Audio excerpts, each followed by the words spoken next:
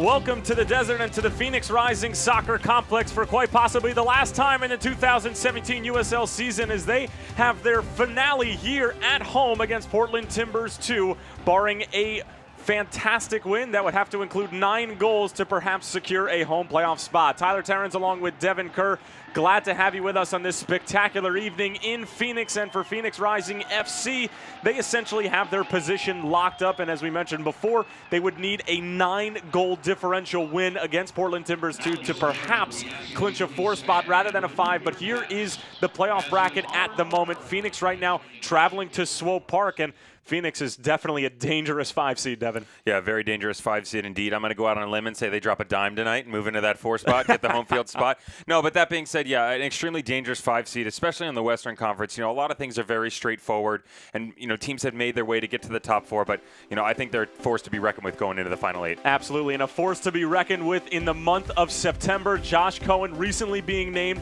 to the USL Player of the Month, not just Goalkeeper of the Month, but Player of the Month of any position. 6 clean sheets in 8 games, a .37 goals against average. He was magnificent. Yeah, and in this day and age, a lot of the guys on the back line, center backs or goalkeepers, don't get the recognition of a Player of the Month and things along those lines. Easily going to be Goalkeeper of the Year, in my opinion. We'll see what the critics think. And a man who's been blocking goals on one end, and here's a man who's been scoring goals on the other end. Jason Johnson has just been in terrific form. He can't be stopped. Yeah, Jason Johnson has had some type of way about him recently, and just on the left, on the right, you can see it here. He gets to the byline, cuts the ball back. Strong shots on goal. He's been a force to be reckoned with in the air, and he's been doing it all. And it doesn't hurt that you've got the likes of Didier Drogba, Sean Wright-Phillips, Regi. I mean, there's just so much talent on this squad. And then here's the starting 11 for Andrew Gregor and this very young Portland Timbers 2 side. Obviously, with the great affiliation they have with Portland Timbers in the MLS, a lot of moving pieces here. But as we see, Augustine Williams and Calixto up top, those are going to be the main pieces in the attacking third. Yeah, for sure. Going forward, they're going to need to go and get it going early, and especially you're on the road in a hostile environment. For T2 to have any success whatsoever, they're going to be a mainstay. And also Wade Hamilton, you know, former Cal Poly Goalkeeper of the Year in the Big West, very capable young man, but a young squad, decent experience. And then on the other side for Patrice Carteron, Sean Wright-Phillips getting the night off. He has a little nagging injury, nothing too serious, but you have Drogba, Johnson, and Regi up top. Can't really ask for much more. No, not whatsoever. And interestingly enough, some changes in the middle of the field. Sam Hamilton was in last week, but, you know, we've moved Blair out, and, you know, Matt and Kevin Lambert's going to step right in, going to be able to fill that role, and you and I were chatting. What's the best starting 11? Well, tonight for this 90 minutes, you're looking at it. Absolutely. Amadou Dia, interestingly enough, getting a start at the fullback position tonight. Phoenix Rising FC looking to close out the regular season on a high note and continue to ride this red wave into the playoffs. Portland Timbers 2 looking to finish strong themselves. We're coming back next with it.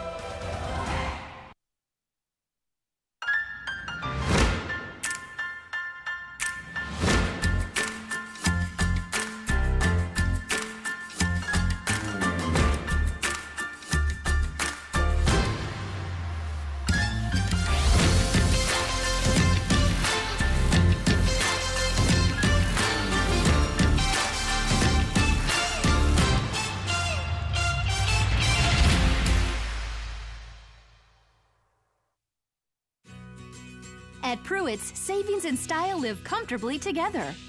And right now, the selection has never been better. Just look at this 3-piece Sonoma Chaise sectional, only $599. And this urban casual 4-piece bedroom, just $499. Visit Pruitt's for the lowest prices and best selection. Alma School and Ray or Thomas Road and 34th Street. Pruitt's, proudly serving the Valley for 65 years. Okay, 1 large popcorn, couple of drinks. That's $15.75. I got this. What are you doing? Oh, mind tricks. That's cute, buddy. But you still have to pay. With Arizona Federal Credit Union, I can pay with my Apple Watch. I don't need cash or card. Stop. Arizona Federal provides mobile solutions when you need them most. You will upgrade your popcorn for $1 more. I will upgrade my popcorn for $1 more. Really? No. Arizona Federal. Now that's the power of us. It's all about the food. You really need to have a passion for what you do and a passion for food. The Big Kahuna. It's 12 ounces of ground beef, topped with some cheddar cheese, lettuce, tomato, homemade pickle. I mean, it's just a huge meal. I believe in a scratch kitchen because I'm passionate about the food that we serve our guests, and I love seeing people enjoy the food that we create.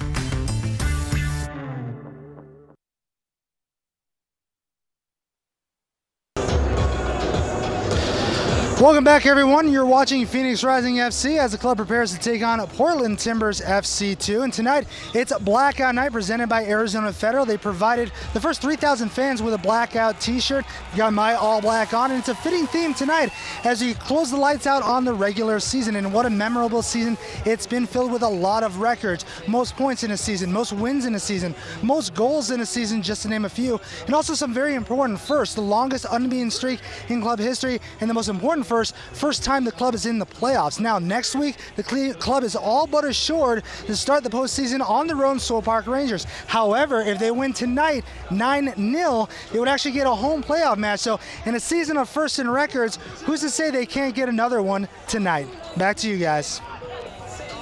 Thanks a lot, Jose. And as, of course, Jose mentioned, it would need to take a magnificent performance on the offensive side of the ball for Phoenix, as well as defensive. They can't give up any goals as well, as we are almost set for kickoff here at the Phoenix Rising Soccer Complex for what is surely going to be the final match of the 2017 regular season here in the desert. And we are underway from Phoenix Rising Soccer Complex. Tyler Terrence along with Devin Kerr. Glad to have you with us. And this Phoenix team, Devin, has just been in some type of form in the past couple of months. 13 out of their last 14 games with getting some form of a point. Their only trip up during that 14-game stretch came against Sacramento on the tail end of a road trip. But other than that little blip, this looks like a team who has been terrific, as Drogba is away here, and he almost put it away, claiming it took a deflection. And it is going to be a corner kick, and that would have been a great start towards that 9-goal differential. I told you I was going for the dime piece tonight. They thought they were going to drop 10 on him, and Drogba was going to do one within the first 30 seconds. Alessandro Rigi going to step up for a corner, but Phoenix right out of the gate showing that they're red hot. Didier Drogba, of course, with a brace against Tulsa and a great free kick goal against RGV. It actually ended up being credited as an own goal to Callie Brown, but just the sheer pace and the dip of the ball from Drogba was enough to get it over the line, as he has 3 goals in the last 2 games. Jason Johnson, more of the same. He had a brace against Tulsa as well, and really just a magnificent individual effort against RGV. And now Alessandro Rigi joining them up top in the starting 11. We'll take another look at that foul. We see Phoenix trying to backtrack, and Alessandro Rigi is using his body, realizing his team was outmatched and out-countered numbers-wise, and made somewhat of a professional foul of sorts.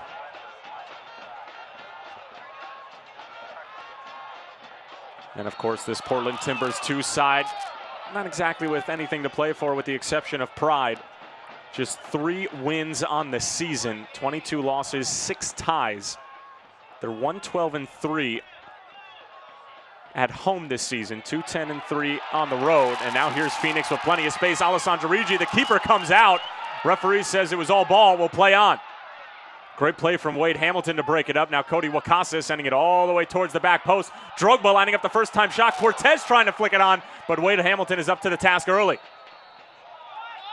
And it is going to be offside, but a flurry of chances in the opening 120 seconds. Well, the Rising coming out dizzling and dazzling their fans with delight in the early moments of this game. Alessandro Rigi going in all alone, 1v1 with Hamilton. How smart was he to come off his line and get into a tackle early on? Otherwise, could have gone down 1-0 real quick. And like you said, Tyler, a lot of chances and a lot of chances early. Wade Hamilton getting the start in goal tonight for Andrew Greger and this Portland Timbers 2 side. 23 years old from California. Attended Cal Poly, had a great career there. Big West goalkeeper of the year. Only has 10 appearances on the season, this being his 11th. 3 clean sheets. Kendall McIntosh is the usual starter, but they're electing to go with Hamilton tonight. Harold Hansen on the far side. Very talented 18-year-old for this side. Very fast-paced start early on, and can you imagine what it would do to the crowd if they were able to put in a couple in the first 10 minutes? I mean, that would give them the confidence to perhaps go for it. And give me the confidence to continue to ask for it as well. You know, you would love to see the squad continue like that and put up a nice big number going into the playoffs. But either way, super exciting for this Phoenix squad and going forward. And what an absolute amazing delight to have the streak that they've gone through. You know, you referenced the points that they've put up over the past 10 to 15 games and just continue to find ways to win. So we get a nice shot of our ball boy doing some diligent duty on the sidelines. Alessandro Rigi, meanwhile, trying to get on the end of the defender. Got taken down, no call from the referee. Good play from Chris Cortez to win the ball back. Now it's out wide for Cody Wakasa. Clever little back here for Rigi. Kevon Lambert just trying to drive it in, and it finds the back of the net. Phoenix rising with an early 1-goal lead, and it's Kevon Lambert who strikes from distance. 1-0 to Phoenix. Well, how about Kevon Lambert stepping up saying, hey, Devin Kerr, Tyler Terrence, watch this. I got one for you. We got a couple more coming, friends. Kevon Lambert taking a look from about 40 out. Hits it square, knuckling ball. Hamilton can do nothing about it. 1-0. That's 1-0, folks, by the way. Little German for you. Well, I don't care what language you're speaking. That is an absolute laser from Kevon Lambert. Take another look at where this ball starts and where it ends up. Magnificent from Kevon Lambert. And Phoenix with an early 1-goal lead, and you sort of had the sense that they were going to get an early one. I mean, you definitely saw it coming. Not sure I saw it from about 40 yards out, but yeah, like you said, Tyler, he hit it square. That ball starts off in the middle, drifts to the keeper's right, knuckles at the end. Nice little cherry on top. What a strike, and what a strike from your defender. I mean, to step up and hit something like that. But again, credit to Phoenix because they stepped up into that space, gave the ball away, unfortunately, but stepped up, pushed hard, was able to win it back, go on the counter, and find something great early in the opening 5 minutes. Kevon Lambert with an absolute bullet from upwards of 30 yards out, and Phoenix Rising FC now just 8 goals away from potentially clinching a home playoff spot.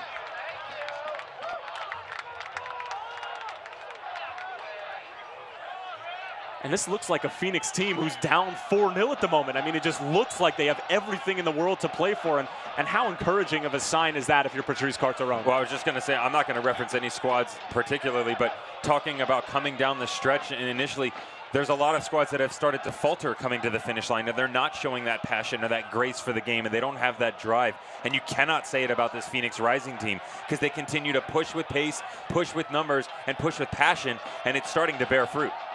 Kevon Lambert with his first goal as a member of Phoenix Rising FC.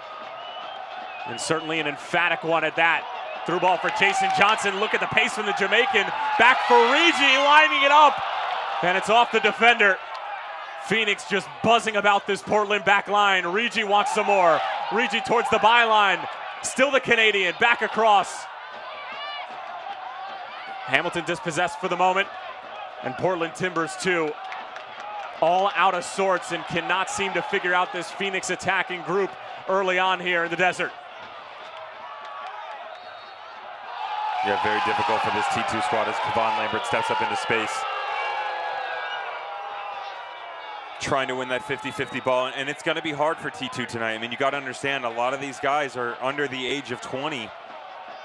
Even the ones that aren't are still babies in their own right, and they're continuing to push and develop and gain leadership and success, and it's going to be frustrating going up a veteran squad in the Phoenix Rising. But hey, what a great team to learn from. Loose in the box as Dia is able to clear it away. Dia getting the start at the outside back position. Now here's a long-range effort from T2 and their first shot of the night, but not a shot that's going to trouble the likes of Josh Cohen, who, as we mentioned before, USL Player of the Month in September. 6 out of the 8 games that Phoenix played were clean sheets thanks to Josh Cohen. .37 goals against average, just 3 goals allowed during the 9th month of the year. And what a just spectacular run that not only Josh Cohen's been on, but an award like that for a goalkeeper, a lot of that has to be put on the shoulders of the defense as well. And now here comes Phoenix again, wanting a second before the 9-minute mark. Cody Wakasa tangled up a little bit. Pressure still on though. Omar Mohamed. Drogba tracking back nicely. It's going to fall for Chris Cortez. Jason Johnson waiting for some help and somehow able to keep the ball for this Phoenix side.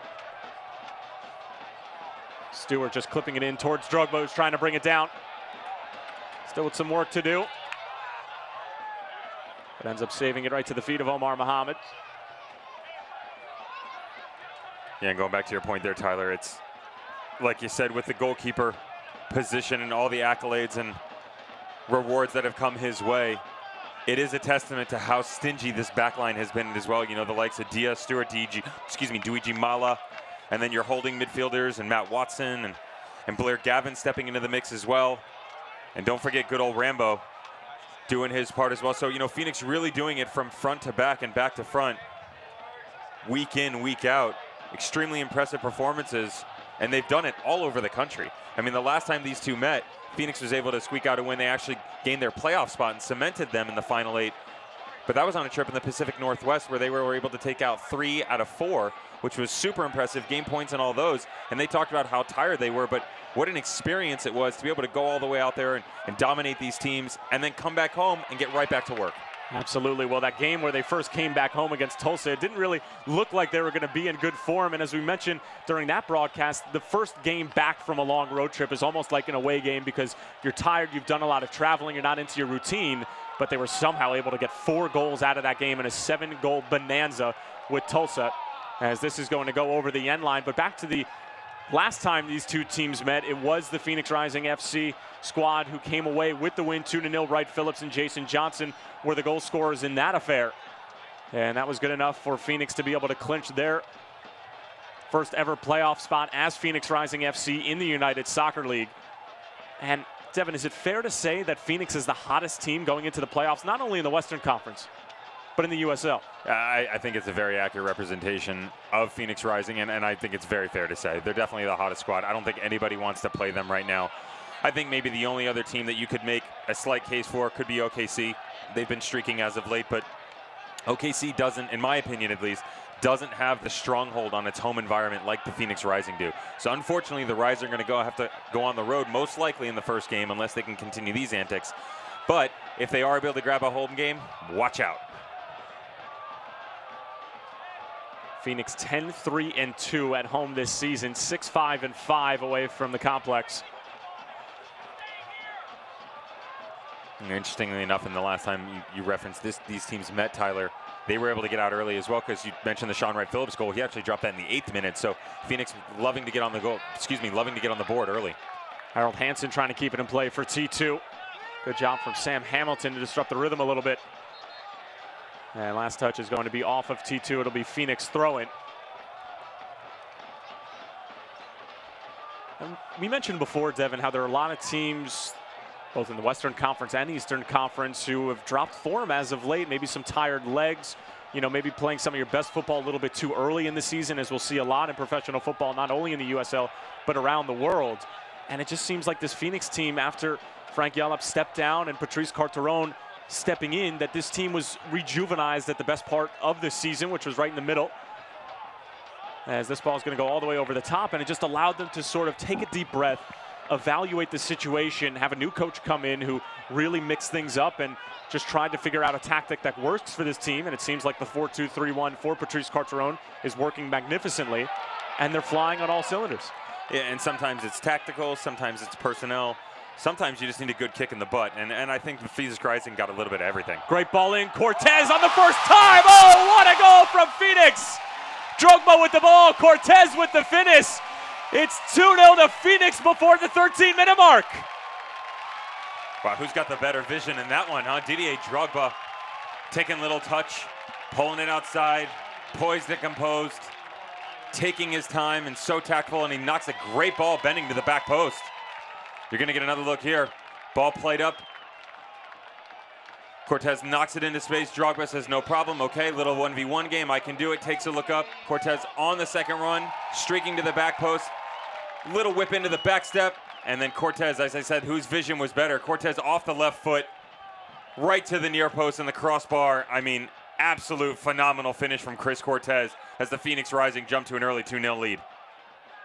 Well, Chris Cortez just made one of the toughest plays in soccer look so incredibly easy. Try to explain to the folks at home how tough that is to take a ball coming across your shoulder and hit it on the first time. Being a former center back, it's quite easy, actually. I'd be more than happy to tell you. No, that is extremely difficult. I mean, a ball knocked in with that pace from that distance is hard enough to judge, yet alone the fact that it's out swinging with the English. And by the way, folks, English were coming out on it. Ball's got a little bit of swerve to it. So Didier Drogba plays a 35, 40-yard ball to the back post. Cortez then has to shift his entire body in full motion, mind you, throw it into air, turn his entire body, hit it with his left foot, and hope for the best. And he got better than that. He got greatness out of that finish. All it took was a little touch. Didn't try to do too much with it. Didn't do a full wind-up. Just simply let the ball do the work and just slid it right underneath the crossbar. A superb goal for Chris Cortez, and probably even better pass from Didier Drogba. But if you're T2, how do you allow a man of that caliber so much time to be able to pick out a pass? Yeah, I mean, you just can't give them that much space. I mean, I understand, as we see another phenomenal display by Didier Drogba, ball switched across the pitch. You can't give them that much space whatsoever. They're a veteran team, and they've got a lot more experience than you. But in that situation, what you need to do is isolate and minimize your mistakes. You can't give the likes of the Didier Drogba or Chris Cortez 5 yards, yet alone 3 yards, you know. So Chris Cortez, you know, able to get himself open. And you mentioned an interesting point, Tyler. Just the ability to be able to put it on frame was a great thing there. And a lot of players, you will see them take a gigantic wind-up and not even put it on target. And credit to Chris Cortez, he didn't do that. He stayed composed. And as the ball came to him, let it drift in his pass, shift his body a little bit, and just stuck one home. Chris Cortez with his 5th goal of the season. And Mambo number 5 for Chris Cortez was certainly a beautiful one. Well, at the rate that we're going, Phoenix might put in more than 9. But they also need to keep the clean sheet, mind you, as Omar Mohamed trying to get on the right side of Luigi Mala, but Mala with some fantastic defending and little shimmy to lose Mohamed in the process. Yeah, Mohamed, an extremely talented individual. He's got a lot of 1v1 skill, but Mohamed's going to need something special if he wants to beat the likes of Luigi Mala. So 2-0 to Phoenix. They need about 7 more, but they're certainly on the right track.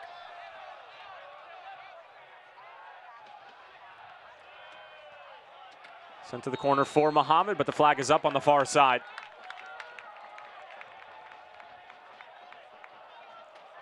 Didier Drogba with his 3rd assist of the season. And of course, Didier missed a lot of the season, and some people were a little upset that he wasn't in the MVP finalist race. But if you miss so many games during the course of the season, it's tough to be able to get there. But I mean, I have another bone to pick with the USL, and that's being that Jason Johnson was left off of that list. Yeah, I mean, Jason Johnson, I think he's had a great season overall in general, yet alone his form as of late. And, you know, he may not be putting up 18, 20 goals like some of the other guys are trying to push for, but he has been an integral piece to this puzzle nonetheless. And he's come in, week out, game out, and just shown that he belongs in that conversation. Jordan Stewart up the sideline. All sorts of numbers getting forward for Phoenix as Amadou Diat trying to get around the T2 defender. Zambrano.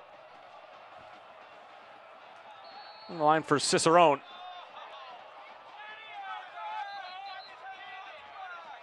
That one's going to be brought back. Referee in charge tonight is Anthony Bersano.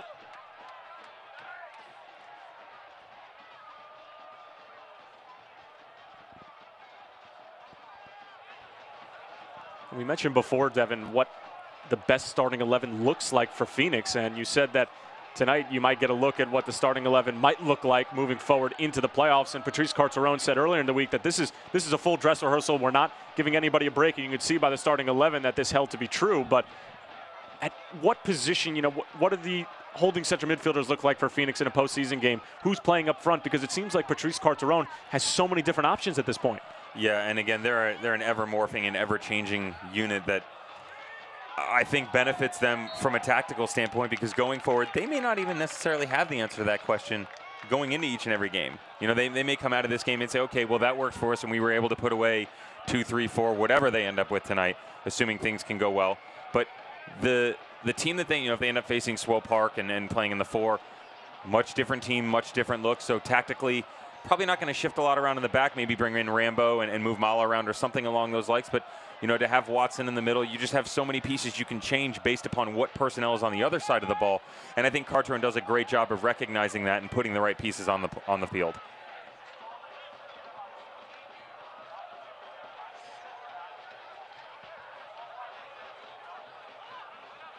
Here is Luigi Mala. He stepped in and done a terrific job. He's sort of been a platoon guy for Phoenix at the back, giving breaks to Jordan Stewart or to Pete Ramage, whoever Patrice Carteron decides to give a night off to. And it seems like this team doesn't skip a beat. Whenever one of their big star players, you know, the household names, the Pete Ramages, the Didier Drogbas, the Sean Wright Phillips, whenever those guys are given a break, there's somebody else who steps in, a younger guy who just seems to want to do the work and do the work at such an extremely efficient rate. and it's turned into such a good competitive environment in training, says Patrice Carteron. Well, yeah, it's no Sean Wright Phillips, and okay, whether they're playing in the middle of the park or out on the right, because he kind of floats around each and every game. Again, talking about Carteron's tactics. It's a great little flick on Russell Cicerone getting on the end of it. Stewart nipping at his heels. Cicerone into the area. Great work from Cicerone, still on it, and then knotted away by Amadou Dia.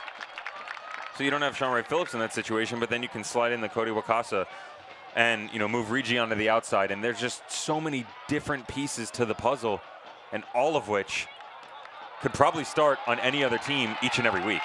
Phoenix is on the loose again. Alessandro Rigi 3-on-2. Goes out wide for Cortez. Big ball for Johnson. Johnson tries the toe poke, but it looks like it was offside. Yeah, you can see Jason Johnson just kind of moving his fingers around there, asking for the ball earlier, and I think he's right because Alessandro Rigi plays a good ball out to his left, but as they're pushing forward and they've got the 3v2, Jason Johnson had an entire alleyway in front of him, and he's pointing, he's saying, give it to me, play it to me first time, and he's 100% correct. Play that ball in, put it in front of Jason Johnson in its path so that he can run onto it and finish it off right away.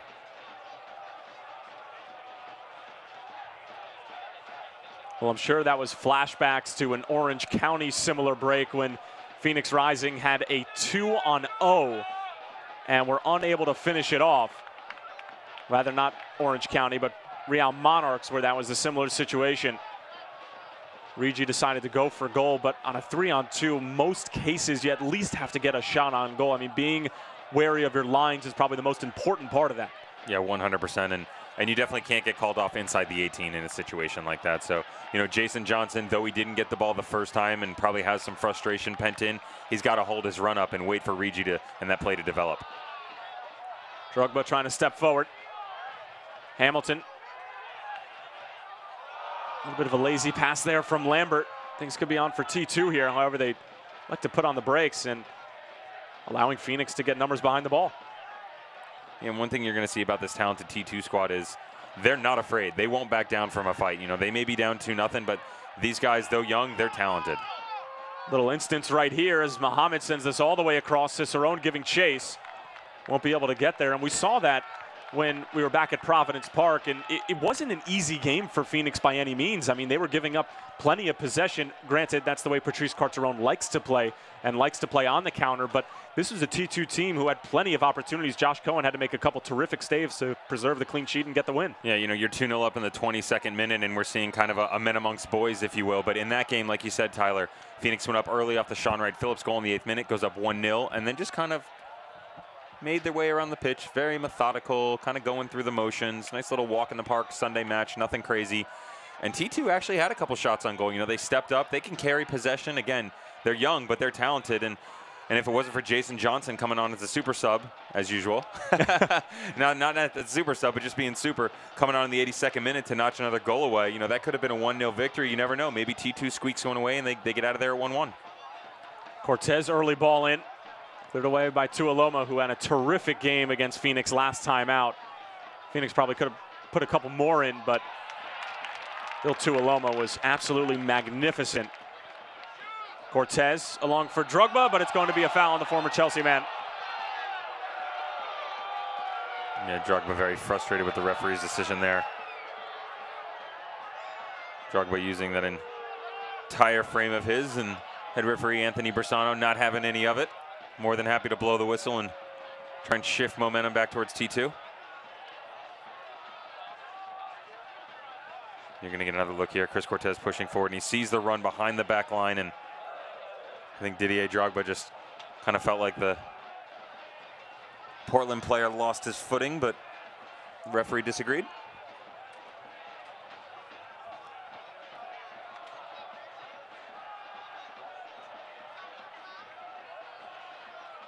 Basically at the halfway point here at the Phoenix Rising Soccer Complex. Again, Tyler Terrens along with the incomparable Devin Kerr. Glad to have you with us here on this phenomenal Saturday evening and the season finale, at least for the moment, for Phoenix Rising FC at home. And as it stands, they'll be traveling to Swope Park in the opening round of the 2017 Western Conference playoffs. Still some things to be sorted out towards the bottom of the table. OKC Energy have a possibility of moving up as high as 6th place with the Tulsa result earlier in the day.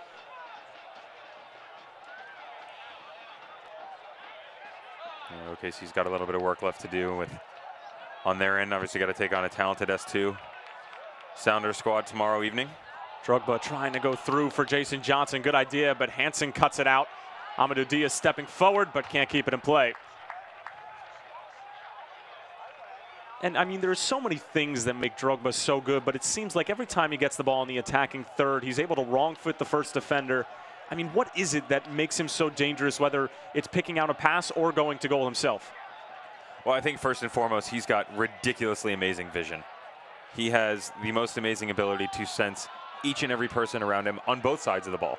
You know, you see a ball coming into him and he's already surveyed what's behind him. He can feel what's there with his hands. It's like he has eyes in the back of his head.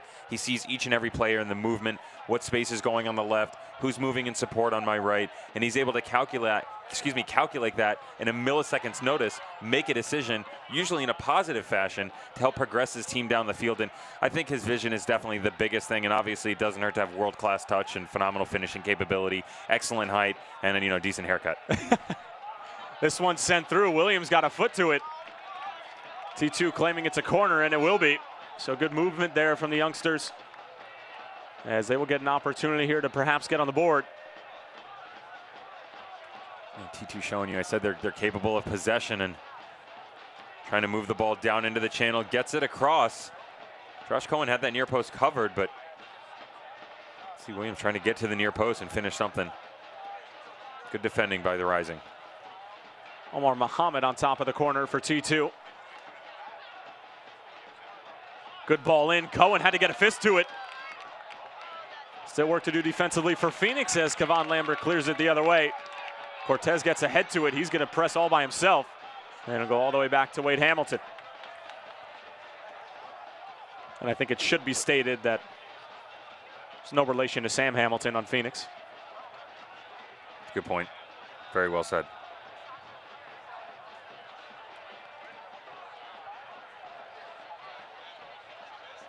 So you really think Drogba's haircut is just decent? Well, it's better than good, and some good's better than best. So he and I are going to have a haircut challenge one day. We've spoken about it. No. And then have a crossbar challenge and see who wins. I'm pretty sure I'm going to be on the latter half of both of those arguments. Phoenix on the move once again. Jason Johnson, 13 goals on the season, looking for number 14. Amadou Diaz. Decent ball in. Drogba essentially gave up on the play initially. Maybe it was offside. Phoenix trying to win the ball back. T2 with a good job just to get out of pressure. Marco Farfan moving forward. Farfan just 18 years old, originally from Portland. First ever homegrown player for the Portland Timbers, and actually got to start with the MLS side, making him the youngest player ever to start for Portland Timbers and the first ever homegrown player to start for the Portland Timbers. So a very experienced 18-year-old in that regard.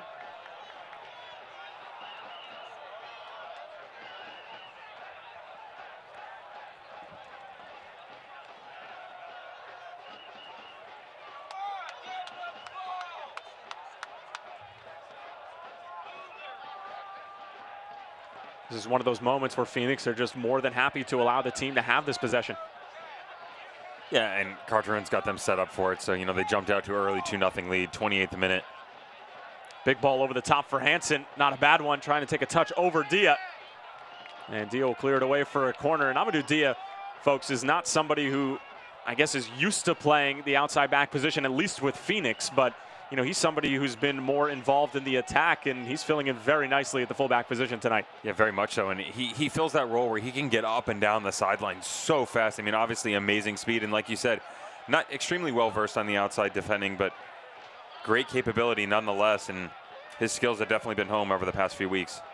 Big effort there from Clark. Just going wide, not going to trouble Josh Cohen from that distance.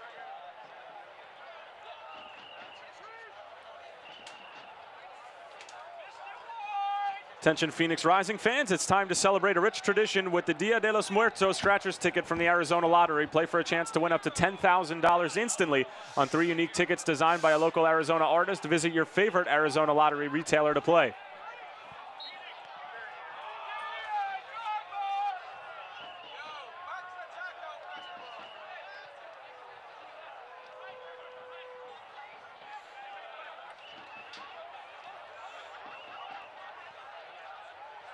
Muhammad. He's taken down, and it will be a foul against Phoenix Rising FC. A couple of staff members as well as fans here at the Phoenix Rising Soccer Complex not exactly happy with the call from Anthony Bersano. But things have certainly gone their way in the opening 29.5 minutes. Goals from Kavan Lambert as well as Chris Cortez, both equally beautiful in their own right. One from about 7 yards out, but taken on the full volley, and another one from upwards of 30 yards out. It's an absolute knuckleball. Shades of R.A. Dickey in Major League Baseball. Here's a good opportunity and just wide. Once again, I talked about the possession from T2, and you know, the ball turns over, get a nice little dead ball situation. Renzo Zambrano knocking the ball to the back post and kind of fighting for position there. And you could see Augustine Williams tried to line one up, have a go at the near post. Josh Cohen had it covered, but some decent form for the youngster.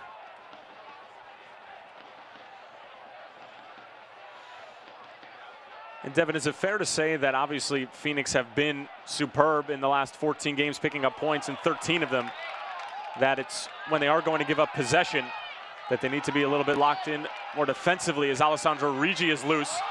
But a great challenge there. Looked like it was Farfan who got the foot on it.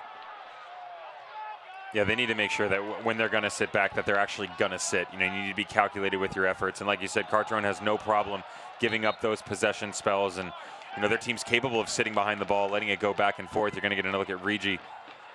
You saw him kind of pushing down the field, trying to go one-on-one. Feet just got caught up underneath him, and excellent defending from the T2 squad. You know, Marco Farfan stepping up.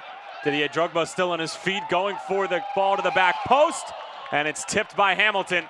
Does go out of play, so it'll be a corner for Phoenix, but more superb vision from the Chelsea legend. Yeah, Didier Drogba trying to get a little repeat of the combination earlier we saw with Cortez, and just takes a look up. Jason Johnson streaking to the back post. Not really sure that was ever going to get there.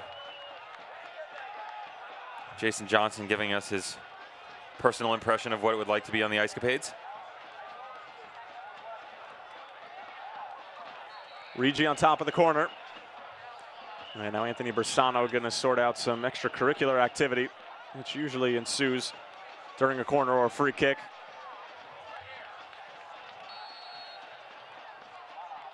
Rigi. A bad ball in. Cortez actually got a head to it initially. Muhammad with his back to goal about 75 yards away. Johnson is able to come away with it. Now along for Cody Wakasa. Still numbers in the box for Phoenix. Sam Hamilton. Didier Drogba. Back for Jason Johnson, trying to send it back. But out of the reach of Alessandro Rigi, he had Kavan Lambert and Chris Cortez both standing well above 6'2", 6'3", waiting for an opportunity. And that's one of those plays from Jason Johnson that you got to wonder what his thought process is in that play, because although at home you would think it looks like he was doing what he was supposed to do, he needs to understand that when that ball is flying through, take a quick look at the penalty mark and realize that no one's there. Head the ball to the back post and give your team an opportunity to get to it.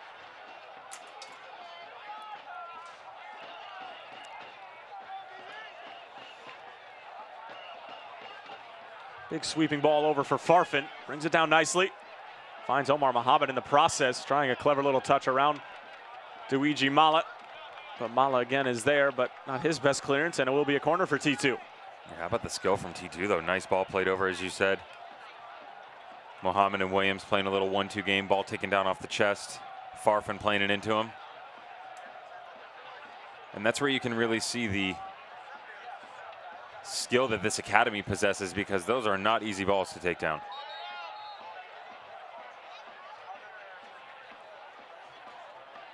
And that's one thing you also have to remember with this squad, is that you know, they are at the bottom of the standings, but it's a process. It's a process, you know. Everything's got to be building constantly.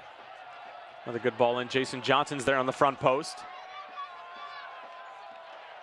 Farfan and T2 will earn a throw-in. That's Zambrano on the near side, met by Alessandro Rigi. Back out for Muhammad, trying to get around Jason Johnson, does so. Still Muhammad. And ends up getting stood up by Sam Hamilton. Phoenix trying to break out on the other end. Amadou Diaz sent into some space. This is the way Phoenix love to operate.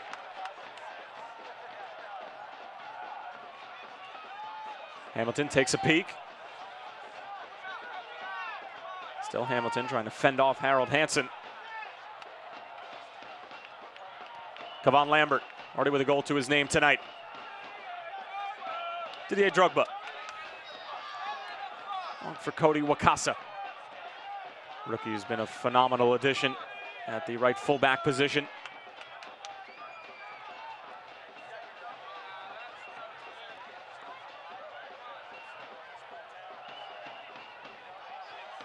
That's where T2 have gotten themselves into trouble, is when Phoenix essentially give the ball away, they give it right back in a dangerous area. Yeah, again, you have to minimize your minimize your mistakes and maximize your opportunity and chances. And when Phoenix gives something to you like that, you can't just turn it right back. Williams around a couple defenders. Zambrano. Harold Hansen. T2 looking to get up on the scoreboard. Hansen towards the byline, sends it across.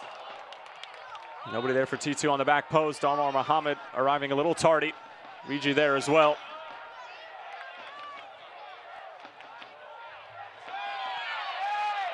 Cortez just trying to hold up play for Phoenix. It's met with a triple team and somehow keeps possession of the ball. And then Drogba sending it all the way across for Johnson. Takes a big first touch, gets taken down, but no call from the referee. Jason Johnson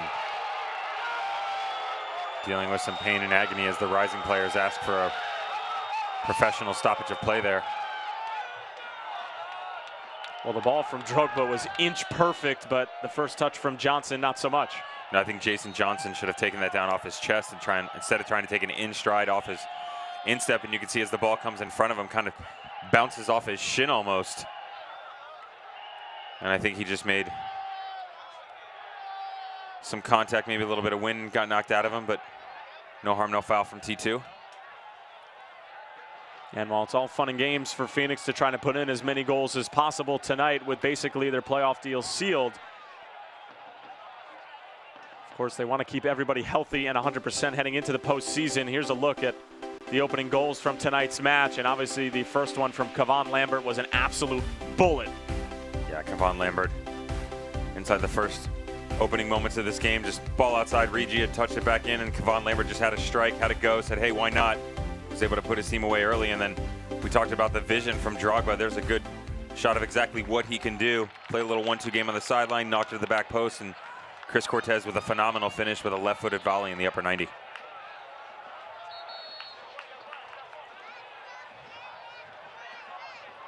course, there is Patrice Carteron, the French manager in charge of this Phoenix Rising Football Club, who took over for Frank Yallop after he stepped down, wanted to be closer to his family. He'll end up being the head coach of the new Fresno team.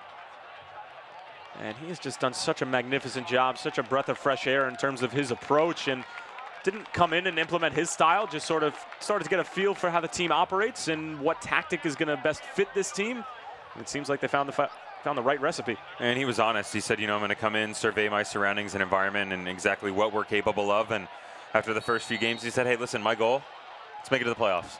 That's what I want to do. We want to put together solid results. I think we have the capability to do so. And as things progressed and they started to come into better form and get better performances and just put on shows night in and night out, he said, hey, we are not satisfied with a playoff performance. We want to continue to push on. We want to get a higher seed, and we want to go forth and see exactly what we can do in the long run.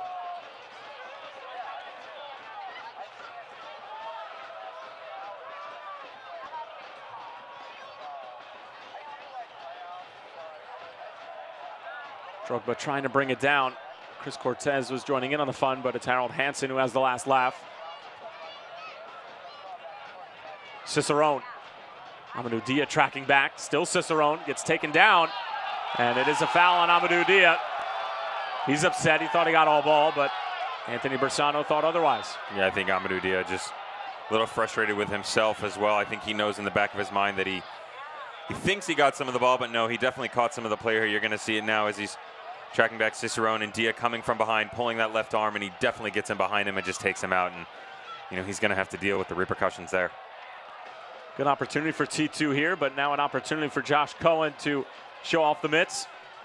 Reigning USL Player of the Month. I'll tell you who likes to step up onto these, Tyler. Watch Bill Tuiloma. Last time they played, he had a couple goes from this distance. They call him a little bit of set ball specialist. They're not going to put him on him now. Zambrano going to serve one into the box, it looks like. Omar Muhammad lining up as well, but now it looks like he's going to be more of a decoy slash runner than anything. It's going to be Zambrano, and he's just going to clip it in, hoping for some help. It's right at Josh Cohen. Yeah, well done by Josh Cohen. T2 just doesn't have the height to get on the end of a ball like that. You know, it's decent service, but you don't have the people that are 6'2", 6'3", 6'4" to challenge in opportunities in that situation. Johnson along the sideline, hoping Rigi will be able to get on the end of it. You can see Johnson already upset, knowing that the ball wasn't good enough. How about the work from Marco Farfan early on? Obviously, the whole T2 back line was frustrated and having a tough time in the opening 10 minutes, but they've really settled in nicely. They're very calm and poised well beyond their years. Again, everybody's so young and still building chemistry in general with yourself, yet alone the fact that you're doing with you know 10 other players on the field, and very difficult to do so in a hostile environment with the Banditos just on the back line behind you.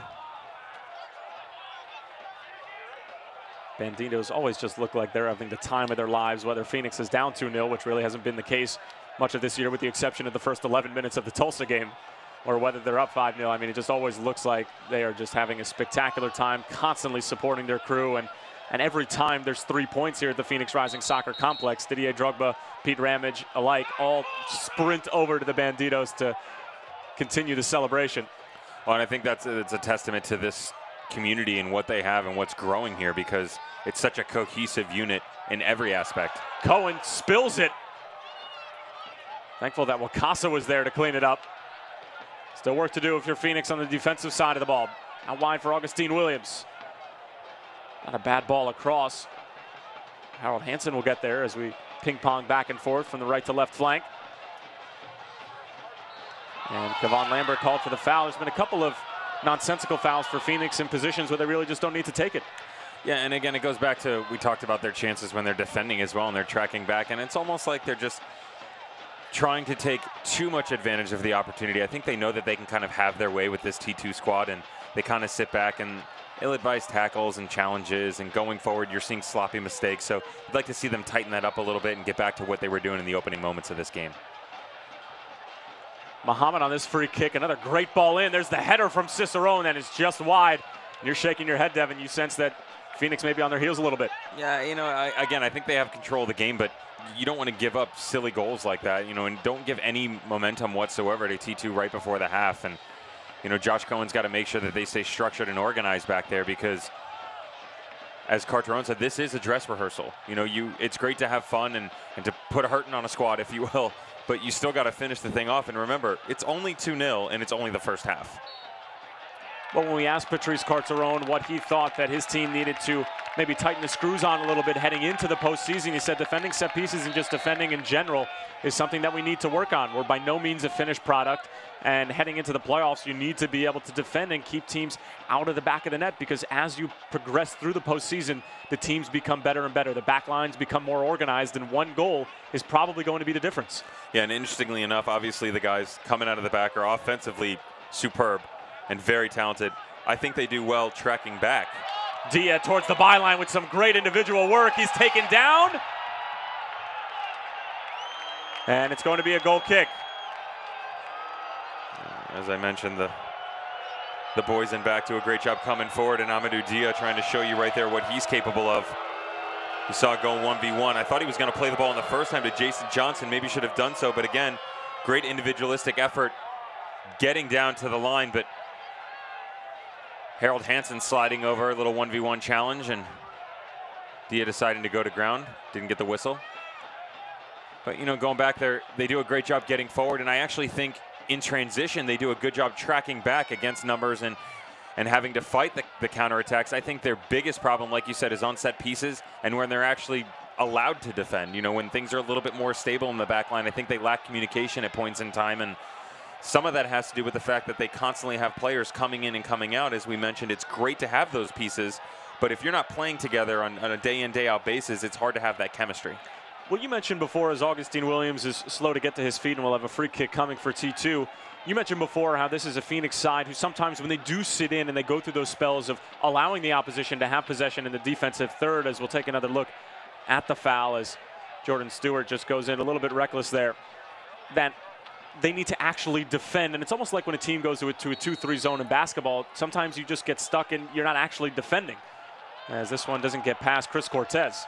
Yeah, you're just sitting in space. And again, as a player, when you know you're going up in an inferior squad that you can just kind of do whatever you want at any point in time with, you tend to be a little bit more sloppy with your efforts, and you lack that crispness and that precision in the final third, and obviously in what we're seeing now in the back line. Zambrano thought about a shot, now goes out wide for Muhammad. Wants it on that favored left peg, he gets it there. Muhammad into the box, cleared away by Mala. Here's Didier Drogba. 2 minutes of stoppage time added on to the first 45 minutes here in the desert. Kevon Lambert and Chris Cortez, your goal scorers on the evening thus far. However, Phoenix do need 7 more and a clean sheet in order to get that coveted home playoff position. The pace has certainly slowed down in terms of the goal scoring producing. Yeah, again, you just want to see Phoenix continue to put in a solid effort, and I think things have died down for them a little bit, but you know, maybe they can get some together in the closing moments of this half. Johnson trying to return for Cortez. It was a great idea. Hamilton cutting it out. Just trying to bully his way through, and it is going to be a foul against T2 and a free kick for Phoenix. You see Didier Drogba asking for the ball from about 70 yards away. Drogba goes out wide for Wakasa. Not a bad early ball in. Cortez is there, but Wade Hamilton is there as well with strong fists. Back out for Dia. Towards the back post again, but Johnson cannot get there. It shows you again why Wade Hamilton was a former Cal Poly goalkeeper of the year. Doing a good job representing and understanding the fact that Phoenix is so good with their distribution this evening and has been so all over the field. Hamilton just stepping out and punching it away, letting his team reset. Again, we mentioned before that Kendall McIntosh, actually one of the league leaders in the save department in the United Soccer League, but Hamilton getting the start tonight. And again, it goes back to that idea of, is Kendall McIntosh the best goalkeeper in the league, or does he just simply face the most shots and he's able to keep a lot of them out? Yeah, it's an interesting stat when you're getting drubbed by 20, 30 shots a game. I mean, obviously credit to him because he's putting in solid performances. There's no doubt he's a good goalkeeper. Yeah, no doubt exactly about that. First half in the books here, Phoenix Rising Soccer Complex, and the home side with a couple of magnificent goals that the Banditos will want to watch over and over again. Kevon Lambert and Chris Cortez get the tallies for Phoenix. Kevon Lambert, his first goal in the red and white, and it was certainly a stupendous strike from upwards of 30 yards out. And then it was Chris Cortez finishing off a spectacular ball from Didier Drogba as he was able to get his 5th goal of the season. All of this coming before the 14-minute mark. It looked like they were going to go on and get maybe 3, 4, or 5 goals in the first half, but they'll have to settle for 2 as it is 2-0 Phoenix at the half here as they have a solid lead and position over Portland Timbers 2. Looking to finish on a high note in the final weekend of the regular season. We'll be back in just a few moments here in the desert. Okay, 1 large popcorn, couple of drinks. That's $15.75. I got this. What are you doing? Oh, mind tricks. That's cute, buddy. But you still have to pay. With Arizona Federal Credit Union, I can pay with my Apple Watch. I don't need cash or card.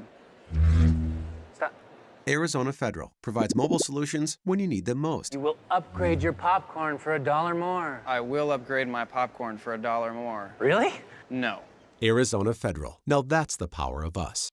The Heineken family passed down a special gift. An original recipe with only 3 ingredients and all of them natural. I also have a special gift.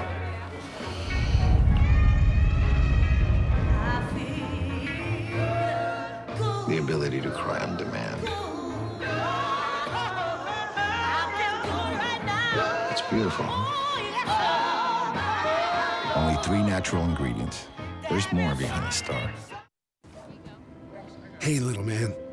I'm your new house. Come on in. This is gonna be great. Watch what we can do together. Lights. Ta-da! Locks. Not bad, huh? Oh, and this. I've been saving this for you. You take care of the universe, I'll take care of you. Cox Home Life, home security and automation. At Pruitt's, savings and style live comfortably together. And right now, the selection has never been better. Just look at this 3-piece Sonoma Shea sectional, only $599. And this urban casual 4-piece bedroom, just $499. Visit Pruitt's for the lowest prices and best selection. Alma School and Ray or Thomas Road and 34th Street. Pruitt's, proudly serving the Valley for 65 years. Halftime here at the Desert at the Phoenix Rising Soccer Complex. Kevon Lambert and Chris Cortez with the goals in that order that have the home side up 2-0 over a very young but talented Portland Timbers 2 side. And right now we'll step aside and take a look at one of my personal favorite videos on Phoenix Rising FC.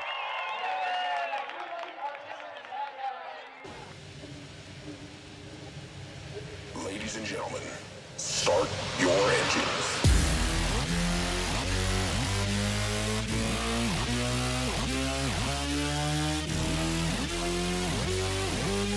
Phoenix is an optimal choice for MLS expansion.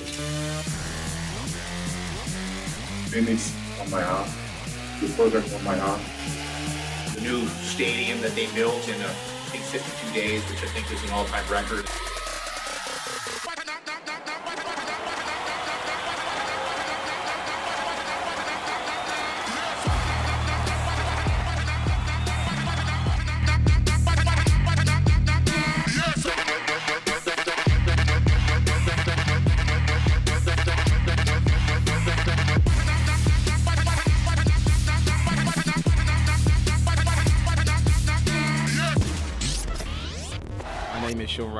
My name is Peter Ramage. Soy Omar Bravo. My name is Didier Drogba. Phoenix Rising SC. Phoenix Rising. Phoenix Rising. Phoenix Rising. Phoenix Rising FC. Phoenix Rising FC.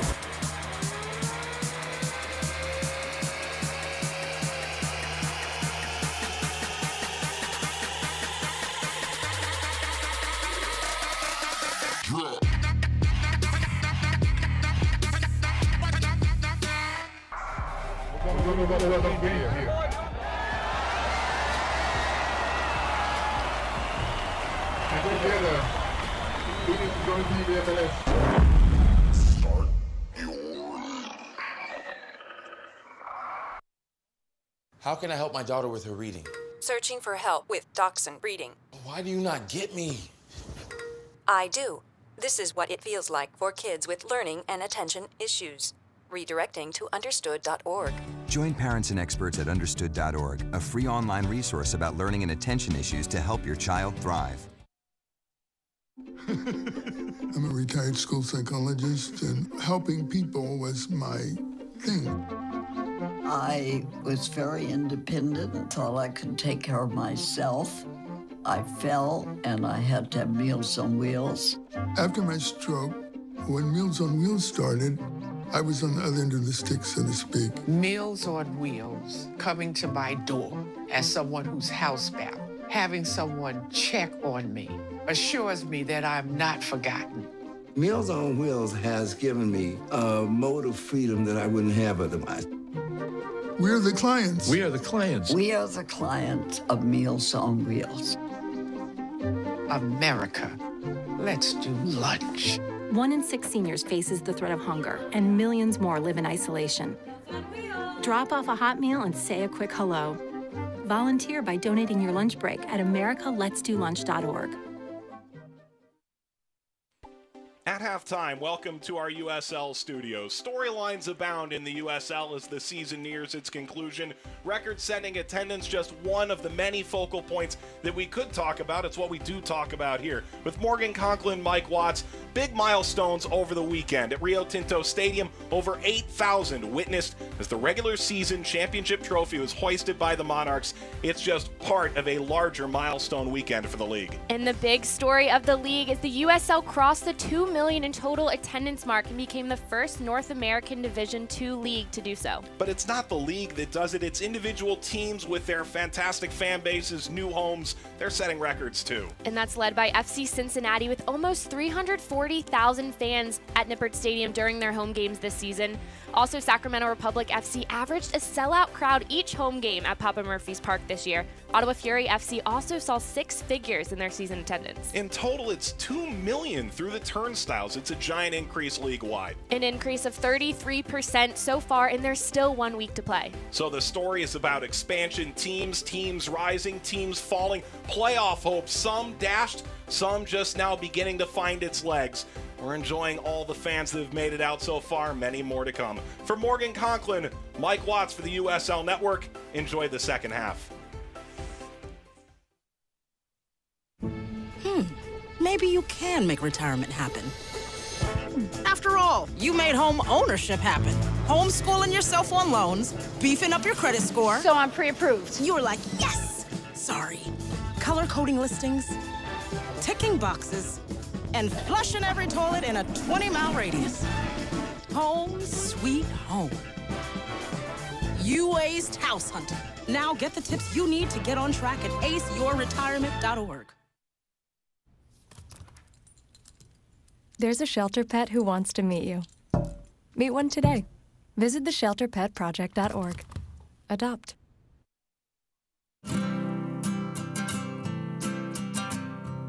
Every day across America, excess food is gathered by a network of good people at local food banks, giving hope to millions of children who struggle with hunger. They've earned their wings, and you can too.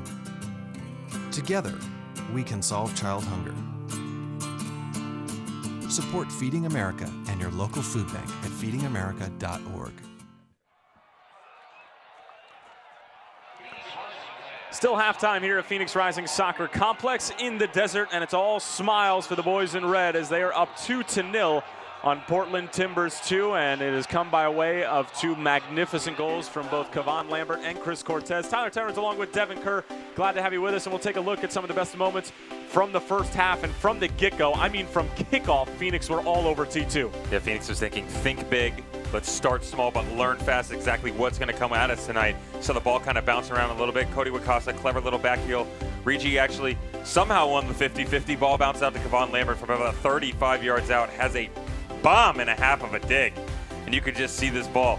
Starts off right, hits square center, knuckles back to the left, dips at the end, and there's really not much the goalkeeper can do about that one. And then take a look at this. Chris Cortez ends up winning the first header, and then look at the sprint at the top of your screen. Sprinting right towards the box, Didier Drogba just picks up his head, picks out his striker, and then Chris Cortez with a magnificent finish. Well, both of those obviously the most integral pieces. What's even more impressive too was with Alessandro Regi's run around the outside, it actually freed up space for Didier Drogba, as you're going to see right there.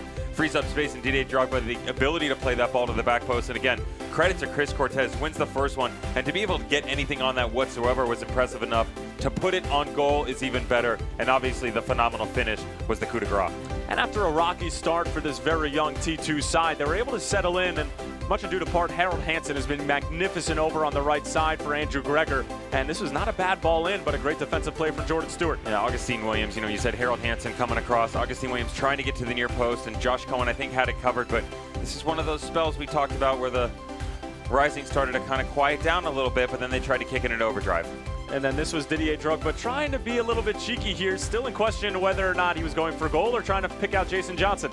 Again, Jason Johnson streaking to the back post. Chris Cortez in on the act as well, but Didier Drogba using that big frame and winning on their ball, trying to play to the back post.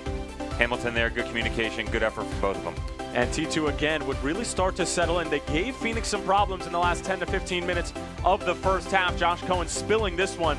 and Phoenix will be able to get out of trouble. But T2 will continue to knock on the door, and while this is a team that does sit at the bottom of the table, they have plenty of talent. They just haven't been able to string together that consistency, and that's why they only have 3 wins on the season and don't have much to play for in the last game of the regular season. And take a look at some of the stats from the first half. Again, Phoenix Rising are going to surrender possession, although it's not nearly as much as it was last time at halftime back when these two teams played at Providence Park a few weeks ago. They've held on quite nicely. Yeah, and I think the biggest thing, and we briefly touched on it again, is when they do surrender the possession, just be smart about it. You know, let's go ahead, let's get a little rest and reprieve, and make sure that we push them into the channels that we want to. Don't give up your back line. Don't expose yourself and give them an opportunity to get an early goal. Absolutely. As the crowd here at Phoenix Rising Soccer Complex enjoyed a fantastic first half, and they're hoping for an even better one in the second. We'll be back in just a few moments. I'm all about the fish, all about the rice. I think I'm inspired mostly by the discipline behind sushi, the hand-eye coordination, the knife skills. The knife makes a difference based on the steel and the person who made it, and more importantly, the person who uses it and takes care of it. I think there's a certain amount of elegance and simplicity, and I think sushi is, in its core, simple. At Pruitt's, savings and style live comfortably together. And right now, the selection has never been better. Just look at this 3-piece Sonoma Chaise sectional, only $599. And this urban casual 4-piece bedroom, just $499. Visit Pruitt's for the lowest prices and best selection. Alma School and Ray or Thomas Road and 34th Street. Pruitt's, proudly serving the Valley for 65 years. Okay, 1 large popcorn, couple of drinks. That's $15.75. I got this. What are you doing? Oh, mind tricks. That's cute, buddy. But you still have to pay. With Arizona Federal Credit Union, I can pay with my Apple Watch. I don't need cash or card. Stop. Arizona Federal provides mobile solutions when you need them most. You will upgrade your popcorn for $1 more. I will upgrade my popcorn for $1 more. Really? No. Arizona Federal. Now that's the power of us.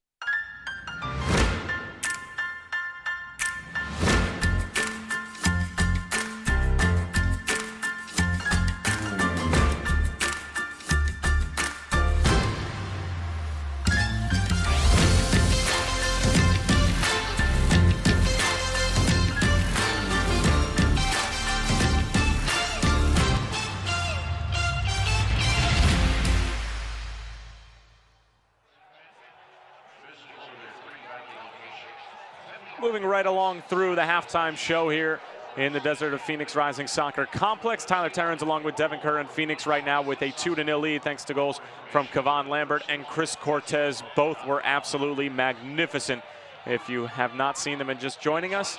And now we'll take a look at some of the scores from around the United Soccer League. Colorado Springs with a big win over Tulsa, and that gives way for an opportunity for OKC and Sacramento to jump the Roughnecks, who originally found themselves in 6th place with their first ever playoff bid in their franchise history. Real Monarchs taking care of business on the last game of the season, defeating LA Galaxy 2. And Reno and Sacramento Republic FC right now, that is a game to watch, as Sacramento obviously trying to jockey for position as well with regards to OKC Energy, who right now are in 7th. All teams are tied on 46 points. That's a live standing look in terms of all 46, and obviously with Sacramento tied right now, that bodes well for OKC because they can jump as high as 6 if you go into the game tomorrow. Yeah, and OKC's going to take on, again, that talented S2 squad, but we said who could be hotter than the Phoenix Rising right now, and though I said no one, very close second, OKC Energy, very talented squad, really starting to fire on all cylinders coming into the closing weeks of this season. And we are going to have a sub at the half, and it's going to be AJ Gray coming on and replacing Alessandro Rigi, so a bit more of a defensive move for Patrice Carteron. But Devin, now let me ask you this. If you're OKC Energy, right, you have an opportunity to either be, you could go as low as 7 or 8, or you could be the 6. If you're in that 6th spot, you're playing against Reno, who I believe to be probably the 2nd best team in the Western Conference, even though San Antonio has the 2nd seed. Would you almost rather play San Antonio than Reno? Yeah, I'd definitely rather play San Antonio, and it's no disrespect to San Antonio. Reno, just like you said, I think they're a better squad all around. I don't want to play Dane Kelly, I can tell you that. I mean, the guy he's phenomenal, and he's proving it every single game. but also Reno's in form. You know, San Antonio had an awesome start to the season, and they kind of fizzled out a little bit, and they've been hit or miss as of late, and a little bit better. But Reno is just another team that is extremely consistent, and you're going to have to go on the road, and yeah, it could be a calculated finalization of the scores, we'll say, into what's going to go on in the match tomorrow, and we'll leave it at that. You are a verbal wizard, my friend. Yeah, I just wanted to be polite and didn't want to throw myself under the bus, we'll say that. Well, don't mention buses to Charleston Battery. On their way to the Charlotte Independence game, they actually got a flat tire. So from their hotel to the Sportsplex at Matthews over in the Eastern Conference, they took 3 Uber minivans in order to get to the field. So even in the last week of the United Soccer League, all the logistical things don't always exactly play out, and they ended up getting the job done as they came away with a 1-0 win. Attila Guerra with the goal, and Charleston Battery locking up the 2 seed. Almost a bad giveaway there from T2. Marco Farfan able to get a foot to it. I'll tell you what, I bet Mike Fields and the Charlotte Independents feel like they've been run over by a bus. All their performances as of late, not being able to find their form or put anything in the back of the net as frustration continues to mount in Charlotte.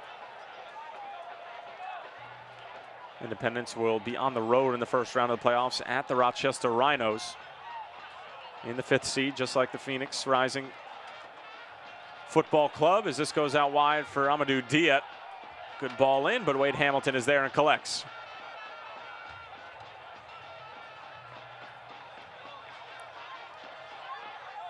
I think we're going to see exactly what went on in that locker room at halftime and see how quiet and conserved the Rising are coming out of the tunnel and what exactly they're looking to do in the opening moments of this second half.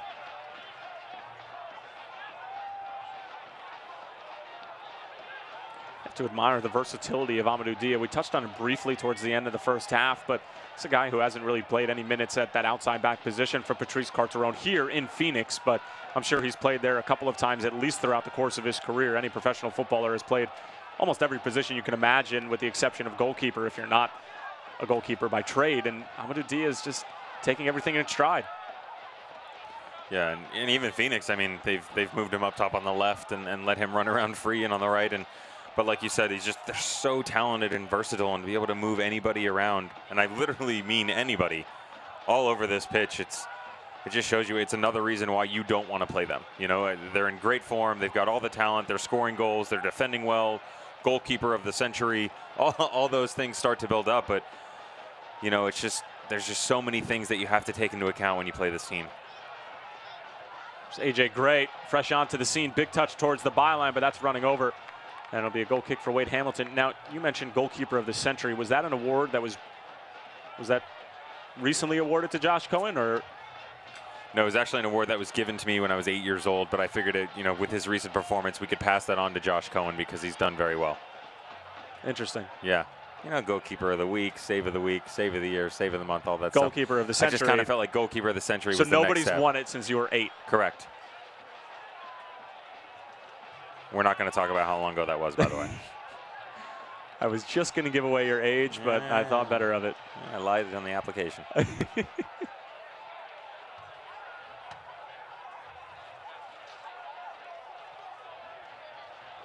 It's Omar Muhammad.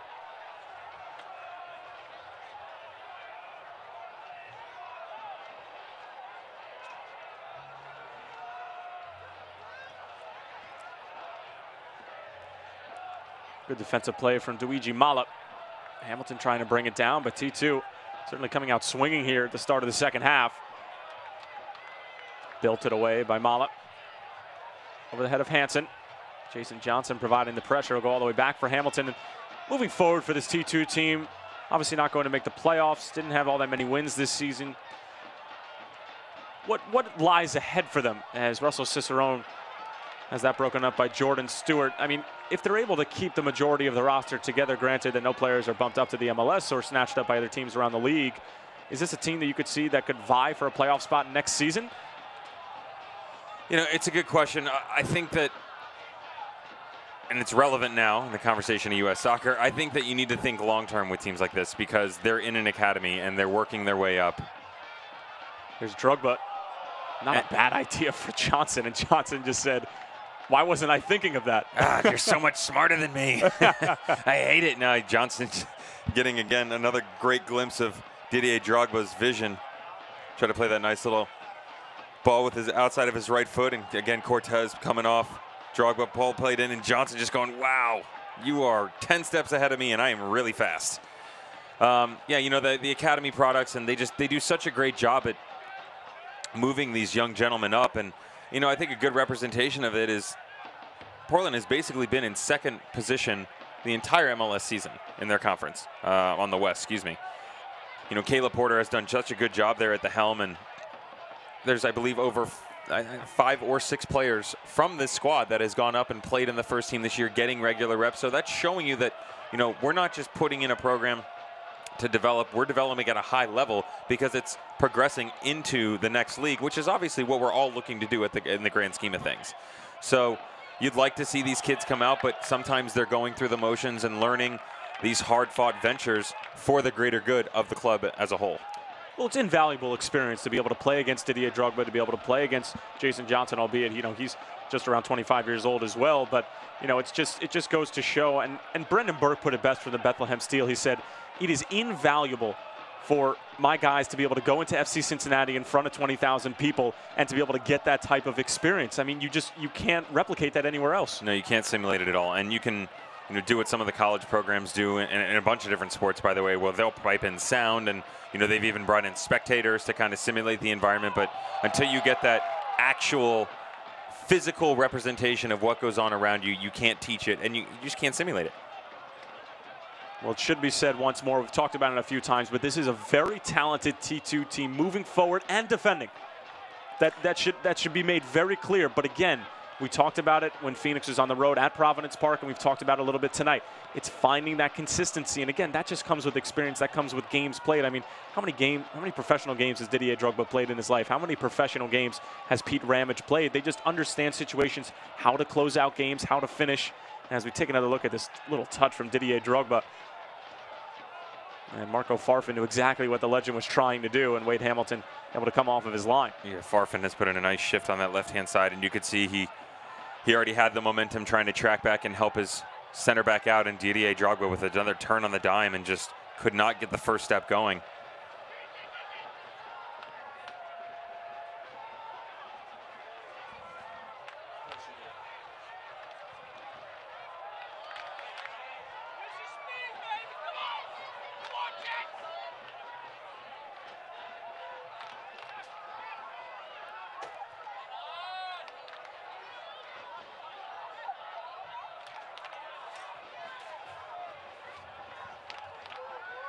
Kevon Lambert.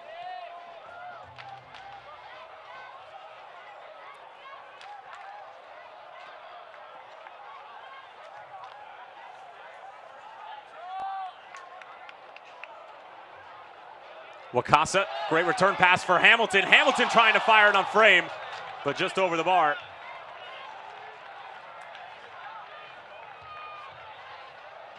In the early moments of the second half here, you can see the Risings trying to kick things into gear if they can. As Wade Hamilton is gonna literally have his hands full in the second half. God, they are just so good in combination, and Cody Wakasa playing a nice ball in, but couldn't put it on frame. You can see Didier Drogba saying, hey, pick your head up, play the ball across to me, but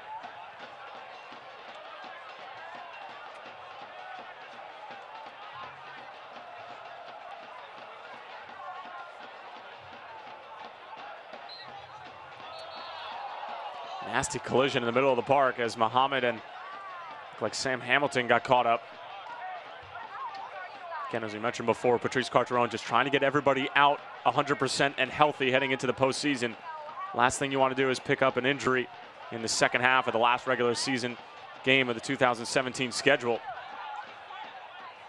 And Sam Hamilton was just continuing his run. The referee had already blown the whistle and just went to ground. Drogba was saying, yeah, no problem, just say okay, thank you, and be on your way. He's probably lucky not to get a yellow card there, no? Yeah, I mean, it was obviously inadvertent, but yeah, at the same time, it's 2 legs, it's on the ground. 10 fingers, 10 toes. No, I understand, we get it.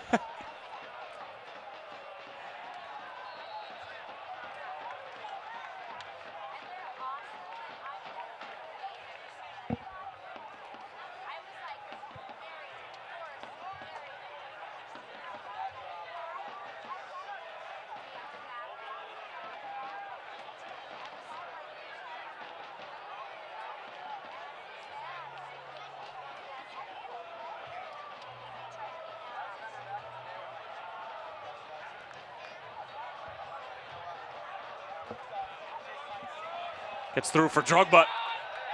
Fakes the first shot, still Drogba. Still Didier Drogba. Oh my goodness, what a goal from the Chelsea legend. Taking on the entire T2 back line. It's 3 for Phoenix in the season finale here in the desert. Well, this man continues to amaze me and wow us. Absolute pleasure and praise. Didier Drogba, did it go off the hand? I don't think so. Brings it down. 6v1, 7v1, 8v1. Continuing to the backside, burying it to the back post. And as he chases the ball, you're going to get a little shimmy, shimmy, yah, shimmy, yay. Grabbing the ball right back to the center circle. He says, come on, let's go. I got another 6 in me. Well, Didier has scored some magnificent goals from long range, from mid-range, from short range. But that one was just pure skill, taking on the entire defense and able to tuck it away to boot. Didier Drogba with his 8th goal of the season, in addition to an assist on the night as well. And just continues to ignite the crowd here at Phoenix Rising Soccer Complex. Every time he gets the ball, fans are literally on the edge of their seats. They'll be on the edge again once more. Lambert trying to go through for Johnson, takes a mean deflection. Drogba brings it down. Johnson, and his shot is blocked in front by Tuloma. It had goal written all over it. Yeah, well done by Bill Tuloma stepping over there. And I think Didier Drogba was actually trying to take it down, took an inadvertent bounce off his body, and Jason Johnson was the benefactor. Tried to get a shot off, but well done by Tuloma stepping over. Cortez, early ball in. Drogba looked like was taken down. Johnson lining it up, and that's over the bar. And Didier Drogba in the face of the referee, claiming that he was taken down and wasn't able to make a play on the ball. Yeah, having a word with the back line of T2 as well, saying, come on, man, you literally just dropped me to face. You can see Kevon Lambert earlier on trying to play the ball in. Drogba, he trying to bring it down, actually told he took an inadvertent bounce, drops to Jason Johnson. Johnson tries to have a little side volley. Again, Tuloma with excellent defending. Smart from the T2 youngster to slide over and step into that 50-50 ball.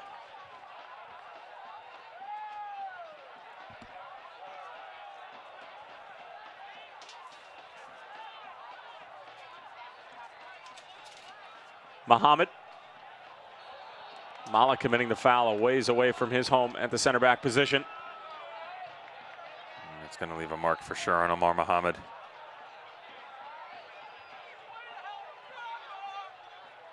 You see Dewey Jamali stepping up into space and just laying everything he has with that forearm into the back of Omar Muhammad.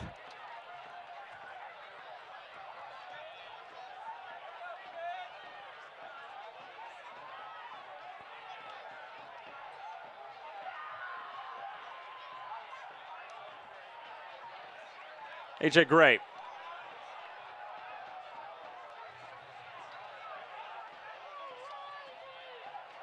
Good job from T2 to play out of pressure. Still not completely out of the woods, and now get it over for the captain, Bill Tuiloma.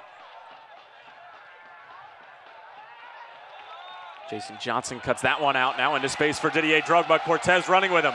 Drogba trying to get around Tuiloma. Still Drogba gets taken down. No call from the referee. Yeah, you can see Didier Drogba saying, hey, well done, good defending. Nothing to write home about there. Gives the referee then a little nod, a little wave off. He wasn't diving, just excellent defending by Bill Tuiloma once again. Credit to him. Captain of this squad, tracking back, taking on Didier Drogba. I'm sure that's probably the last thing you want to see as you step into your back line. Good touch from Augustine Williams. But Luigi Mali there again, and his recovery pace is just off the charts. He could be 3 steps behind an attacker who has a step on him. And he's still able to get back in plenty of time to even possess the ball for his side as well. Harold Hansen dispossessing Jason Johnson, and could be on for T2. Cicerone out wide for Hansen. Canadian 1v1 with Diet. Great little move. Still Harold Hansen sends it across, and it's an easy tap in for Augustine Williams. Magnificent work from the youngster Harold Hansen. And Augustine Williams with probably the easiest goal he'll score of the 2017 season. And T2 are up on the board here in the 61st minute, 3-1. Yeah, you can see Drogba saying, give me the ball. I don't want to high-five you on a well-done goal that you guys just had. But again, Augustine Williams, solid finish. But how about the work ethic by Harold Hansen out on the outside? See a good ball played outside by Russell Cicerone, and Hansen just going to play a little 1v1 game. Going to see the cut outside, little nutmeg on the inside. Whoop! Gets to the byline. Great ball played back across, and it's got to be much better marking from Luigi Mala in that situation. You do not want your center back out of place there. And Mala just left out in La-La land. Well done by T2 to step up and get a goal back, but it's got to be much better from Phoenix Rising out the back if they want to continue on to the next level. Well, all Chris Berman impersonations aside, terrific work from Harold Hansen out wide. Williams with the goal, and now Sam Hamilton would come off to a nice round of applause here from the Phoenix Rising faithful, who will see Sam Hamilton play at home for the last time this season. And Drogba going for goal off the kickoff, and Wade Hamilton will bring that down off of his chest. Augustine William with his third goal of the season. And Matt Watson onto the scene as well here in the 62nd. So 2 substitutions used so far for Patrice Carteron. It was A.J. Gray at the half, and now Matt Watson, 1 more remaining. Andrew Gregor still has all 3 of his substitutions left in his back pocket. And this is what I talked about with Phoenix Rising is, you know, they got to be calculated when they decide to sit, and that actually wasn't a situation where they decided to sit, just turn the ball over, and T2 made the best of it. But now you got to see how they're going to respond. I know you're 3-1 up and you're cruising, and there's, you know, about 29 minutes left in the game, but you need to be better. You need to get back to work and try and close this game out. Decent touch from Drogba. Just a little bit behind Chris Cortez.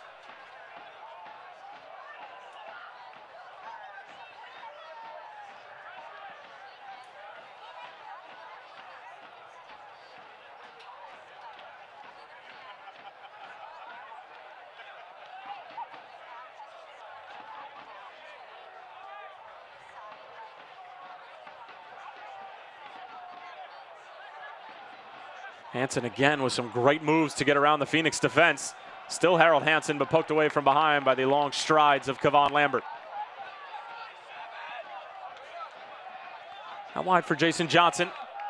He's yet to really put his stamp on this match. Drogba has done that, and then some. Goal and assist on the evening. Just toying with Zambrano, and then Zambrano with a nasty challenge from behind. And it is going to be mustered for Zambrano in the 63rd minute. And credit to Didier Drogba. The professionalism and class that he's exhibiting right now, folks, is not easy to do. Again, the youngster just getting frustrated. Renzo Zambrano just letting it take over his play, as Didier Drogba, you mentioned, kind of having his way with him in the middle of the park. And Zambrano just going to step in and get real nasty on Didier Drogba. He's lucky he didn't hurt someone there. Young man's going to go into the book, and Drogba's going to have his own thoughts from outer space and what he's going to do with this ball. This is maybe a little bit closer than the wonder goal he scored against LA2.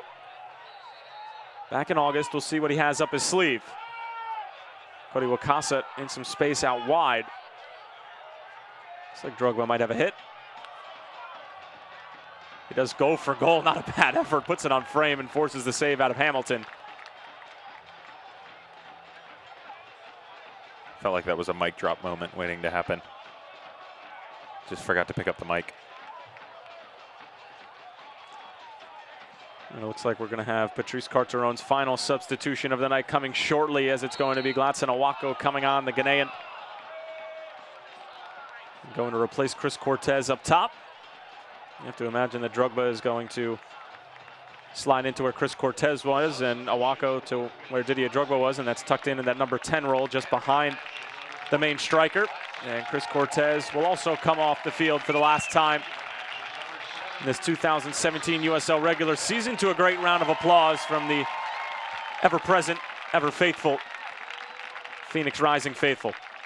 And we're going to get another look at that amazing goal that he scored earlier. Again, the wonder ball played from Didier Drogba. More importantly, the wonder goal from Chris Cortez on the back post. Nice little volley to the upper 90. Opportunity for T2, just fizzes wide. Gladson Awako brings it down with a great touch. Trying to send it along for Jason Johnson, but cut out by Zambrano.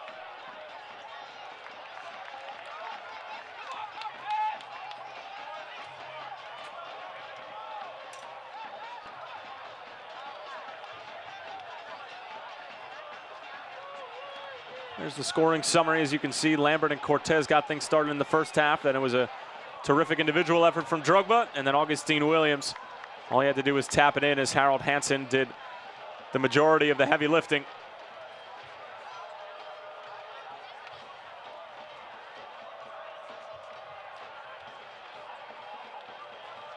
Last touch off of Omar Mohamed. Good work from A.J. Gray on the far side.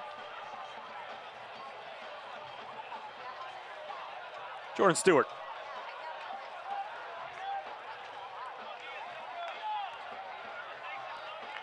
Jason Johnson played into space, trying to get around Cicerone. Johnson into the box.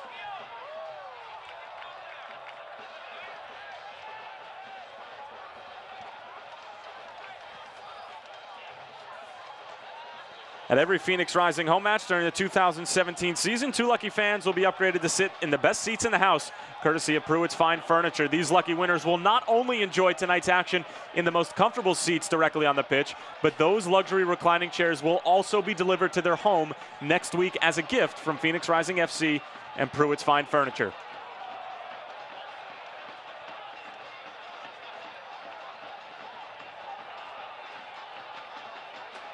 Plenty of room to operate for Phoenix. Cody Wakasa, all sorts of time and space.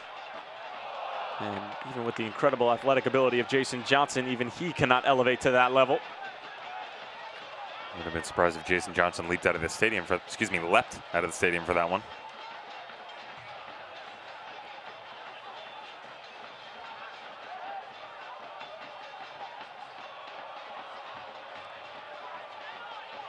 Good pressure from Phoenix, but Amadou Dia commits the foul.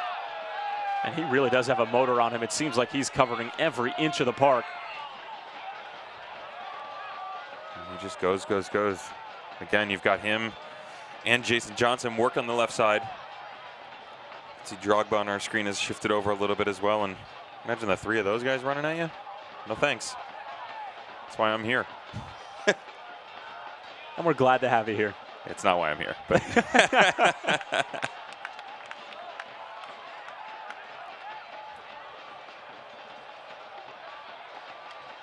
Johnson still trying to play it. Zambrano comes away with it. Now Mohamed. Wide for Cicerone. Good block from Amadou Dia. And now a corner coming up for T2. A little more than 20 minutes remaining here at the Phoenix Rising Soccer Complex in the season finale. Goals from Drogba, Cortez, and Kevon Lambert. All 3 subs have been used for Phoenix. All 3 left for Portland. It's a good header actually off the back of the head of Drogba, the bicycle kick. So it looks like Kevon Lambert might have caught a cleat to the midsection as this one is knotted away by Dia. Now Hansen moving forward. He'll have an effort, and that's off the back of Drogba again. A couple of inadvertent blocks from the Chelsea legend. Now here's Omar Mohamed. And again, Phoenix Rising FC scrambling a little bit to defend against the youngsters. Now the Rising having to deal with a little bit of a ping pong game going on in the back line, but holding their shape pretty well and doing a good job clearing it out.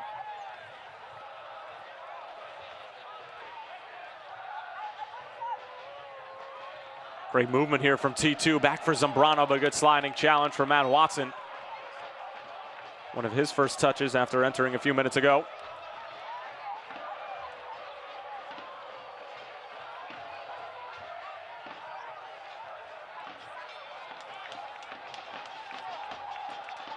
I'll tell you what though, Tyler, in the 70 minutes, I mean, T2, they can move the ball. They really can. Nice one-touch soccer.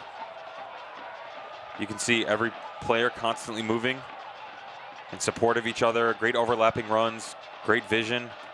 I'm actually a big fan of Bill Tuoloma. You know, last time I saw him out, they had actually moved him in the middle of the field and was playing more of a holding midfielder role, but electing to move him into the back line and help out with the Drogba duties for the evening. Fortunate bounce for Phoenix. A.J. Gray is away. Through for Awako. Awako going for goal, and it's just out of the reach of Drogba.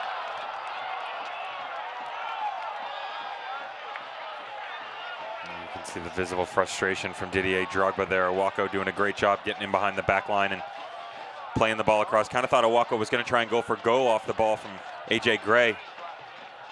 Might have actually, and I think Didier Drogba was on the same page. Was not expecting that ball to come across the goal, and Drogba frustrated he could not get on the end of it.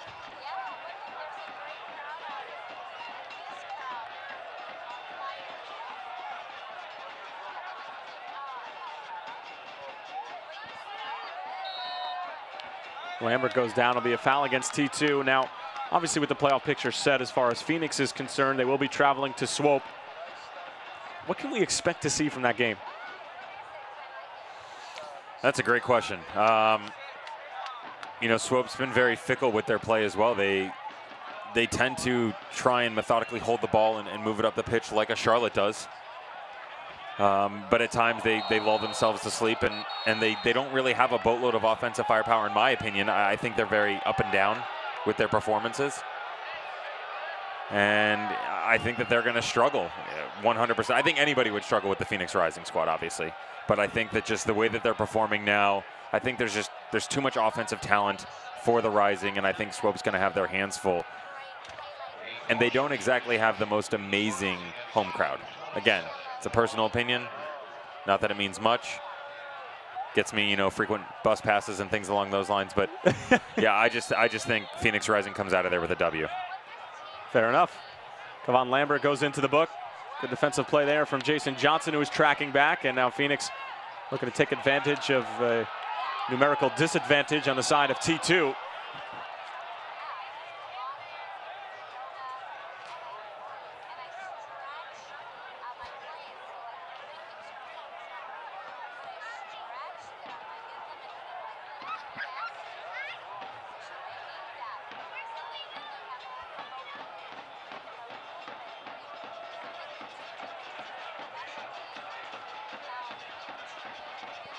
Kevon Lambert.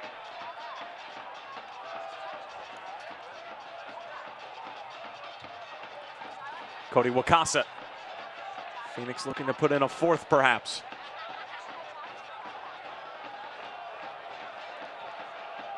Lambert with his first goal in a Phoenix Rising uniform tonight. Came in the 4th minute. Goal from upwards of 30 yards out. Knuckling and dipping and swerving any which way. Left Wade Hamilton completely hopeless. Now here's Gladson Awako, the sub. Johnson. Ball all the way across. Hamilton extremely undecisive. AJ Gray with a couple of nice moves goes down, but doesn't get any interest from Anthony Bersano. Yeah, AJ Gray just trying to go aground there and get the referee to blow his whistle, but just lost his footing and a little rough balance. Hence had to go to ground. And what was Wade Hamilton doing there? Wade Hamilton just let that ball just come right across the 6-yard box. Can't do that, son. That's a no-no.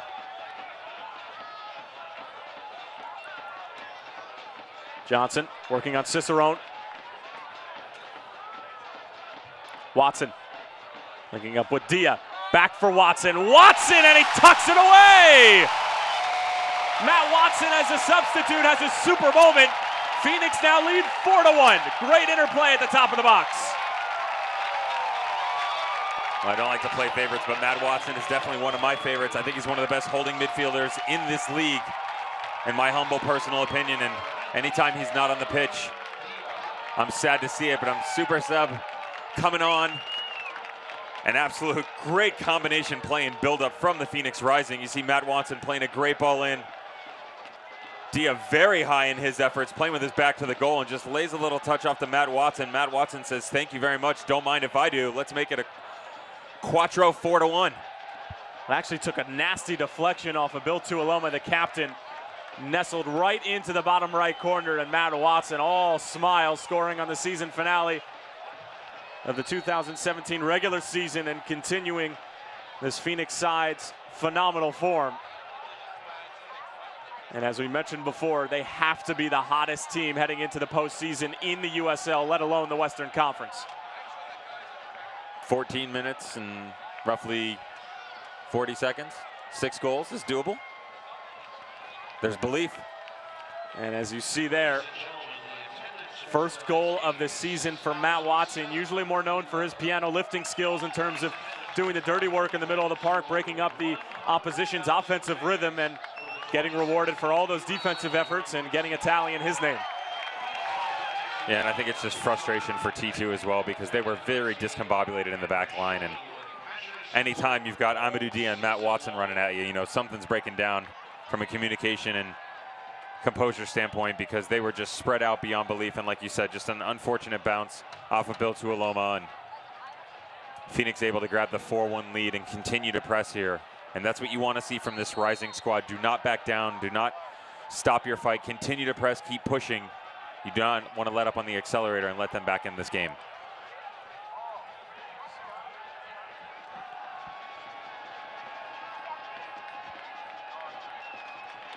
Cohen able to handle that easily.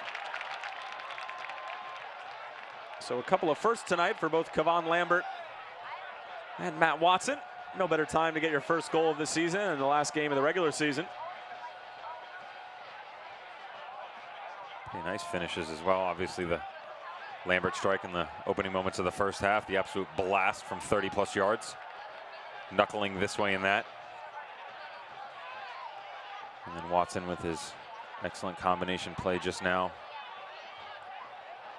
moving all the way up and grabbing his glory.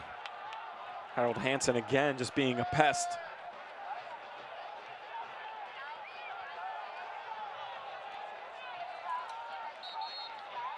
And we're going to have another substitute from Andrew Gregor. Kyle Bjornathan came on right after the Watson goal, and now it's going to be Shaquille Jimenez coming on and replacing Omar Mohammed, who put in a very solid shift tonight. Yeah, very impressive from him, for sure. I mean, again, it's such a difficult task to come in here for any team, yet alone a young squad like this, and you know the frustrations they've dealt with all season long. But they have shown that they can play, and you know they just need to be able to put a consistent performance together for 90 minutes. Haven't been able to do so tonight for much of the season, but as we mentioned earlier, definitely looking forward to what they're capable of in the future.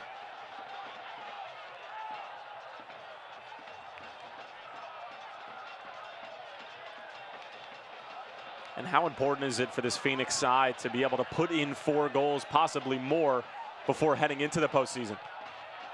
I mean, it just continues recent form, and that, you know, sky's the limit. We can do anything, wherever we want, whenever we want. You know, they're not just, again, they're not just doing this at home. They're doing it on the road and versus, you know, they can do it versus Tulsa, and they can do it versus T2, and so on and so forth. And they've proven over the past, what, 2.5 months now that they're pretty much going to beat anybody that they want to. And that's a scary thing to run into, when, especially come playoff time.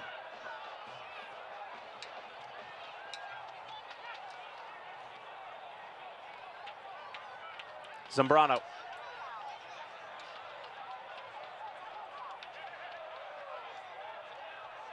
Hansen with a clever idea, but Zambrano not on the same page.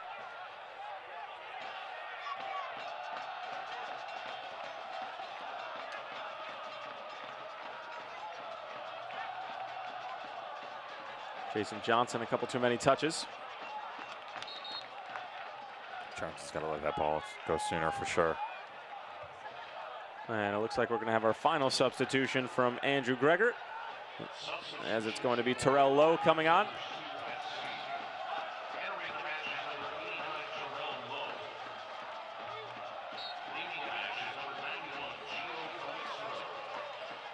And Calixtro coming off for T2.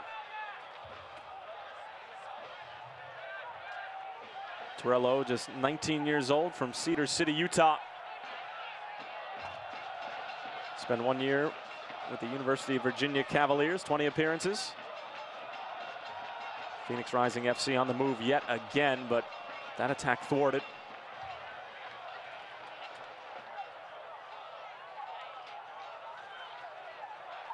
They actually signed Torello back in May of this year. Real Salt Lake Academy product, and then switched over to the Portland system. Also got a couple caps for the U19 national team. So again, this T2 squad, though young at heart, definitely talented, continuing to build their resumes and repertoires.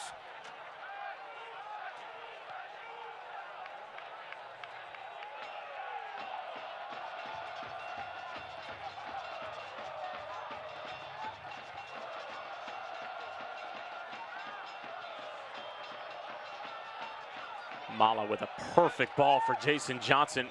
He's trying to work on Jimenez now for Drogba. Cutting it back across. Didier Drogba towards the back post. AJ Gray waiting for it. Still trying to fight for possession. But again, more magnificent work from Didier Drogba along the sideline. Yeah, remind me when this gets done that I need to put in a call to Didier Drogba to figure out exactly how he just did that. Again, continues to impress us over and over and over again. There's not a trick in his bag that he cannot perform.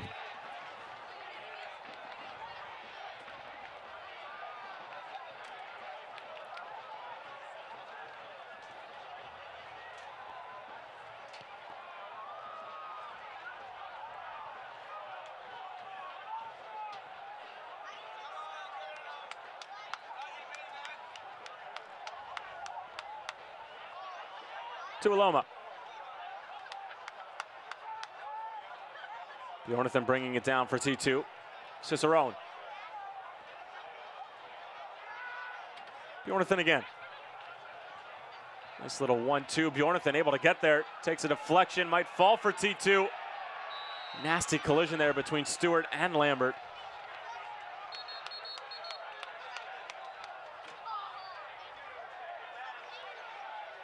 You can see Kevon Lambert going to ground. I think he just caught the tail end of a strike from one of the T2 players. Didn't make out where the follow-through came from. This Timbers 2 squad continues to try and push forward with all their prowess and give Phoenix Rising a little bit more to handle in the closing moments of this game. Well done from Kevon Lambert to get it up and shake it off.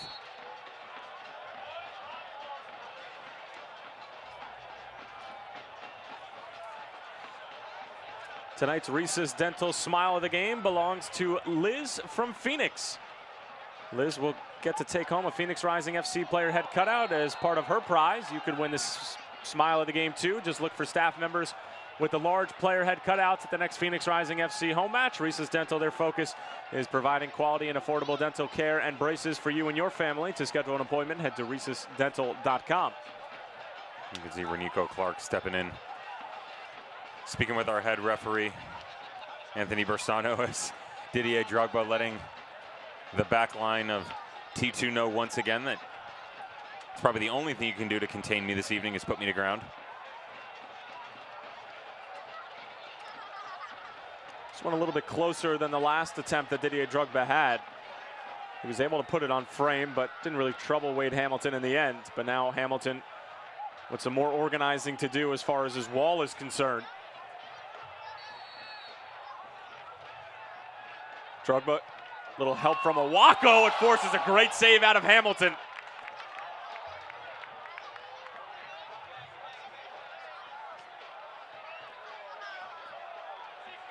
Hansen gets the return.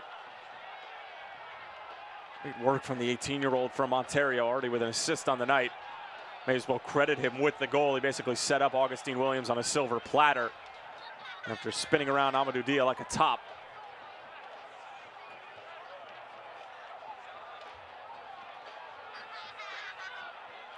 Lambert holds strong.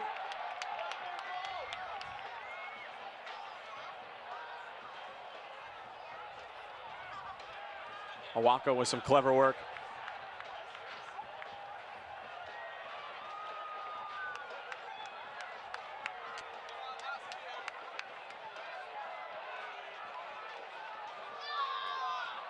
Shaquille Jimenez gets there first, able to beat Didier Drogba to the punch.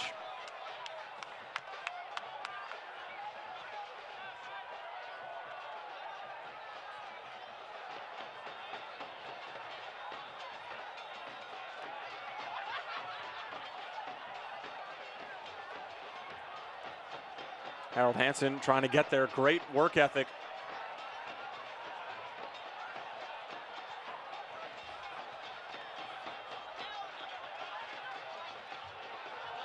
Bad pass there from Lambert. Stewart bailed him out for the moment. Augustine Williams.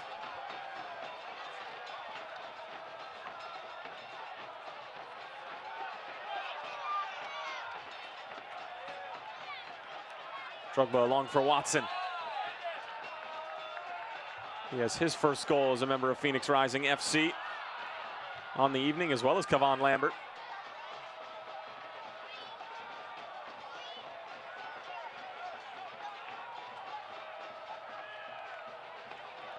We already mentioned that Patrice Carteron, during our conversation with him earlier in the week, mentioned defending and defending set pieces. But for you, Devin, is there anything in particular with the defending that Phoenix needs to do a better job of heading towards the postseason? I think it's a spacing and communication issue. I'm starting to notice that a lot of these balls that are being floated in, they're playing zone, and that's fine if you're playing zone, but everybody has to still be held accountable for a certain spot on the field, and you're going to pass players and float them back and forth. I don't think they do a great job at that. Again, that just comes down to communication and hey, switch, shift, all that kind of stuff, and whatever verbiage they're using between their back line, but the familiarity of it all, excuse me. And also from Josh Cohen, he's got to be organizing that, because he's the one who's going to see the field in each and every play the best. And you just got to make sure that you're in continuous communication with each other and making sure that everybody does the same thing, or at least close to the same thing on each and every play, because that's when you become that continuous cohesive unit that we've referenced, where everybody's just poetry in motion, shifting back and forth, players coming across, so that everything that you're doing is second nature and you don't have to constantly look over your shoulder and guess.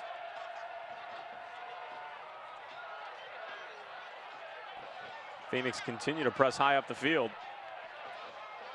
despite being up 3 goals and essentially not anything to play for at this point in time. The exception of just trying to maintain form heading into the postseason, which is exactly what Patrice Carteron wanted to do heading into this game. A full dress rehearsal, as he called it, as the big show will be next week against the Swope Park Rangers in the opening round of the Western Conference playoffs.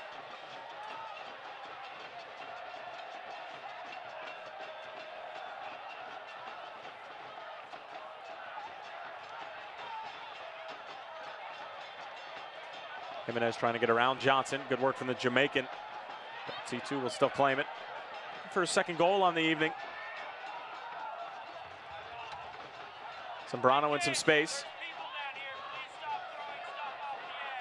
Cicerone locked in front by Stewart.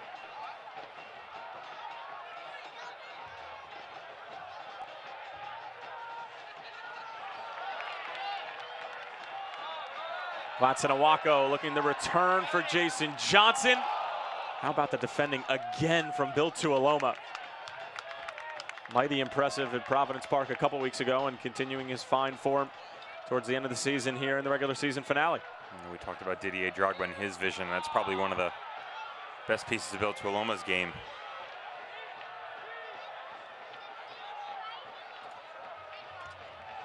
Getting word now that we'll have 2 minutes of stoppage time added on to the 90 minutes here. Kevon Lambert not happy with the call, but probably the right call from Anthony Bersano. Yeah, he just got stuck in behind the player and trying to hack at the ball a little bit choppy here late in the game, giving up a foul, a couple minutes left.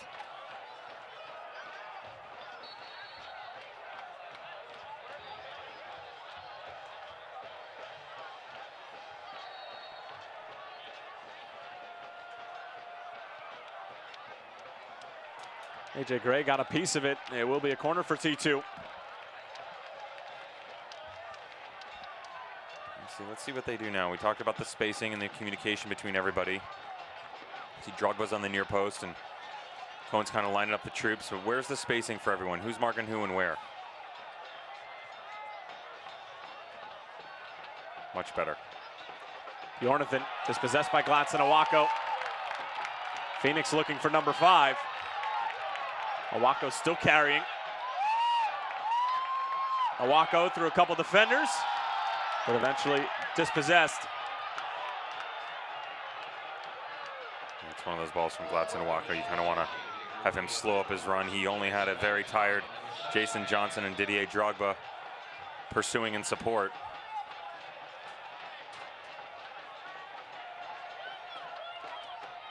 Takes a nasty deflection, falls for Hansen, and Cohen able to smother that.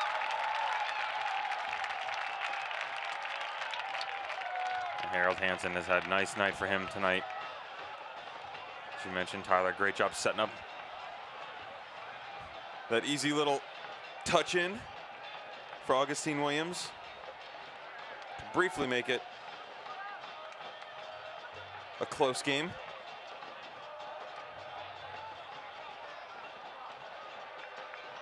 Drogba along for Jason Johnson. He'd love to get in on the scoring tonight. Back for Johnson. Johnson gonna have a rip, and it's on the wrong side of the net. Well, he certainly scored goals from tighter angles than that, but seemingly not Jason Johnson's night.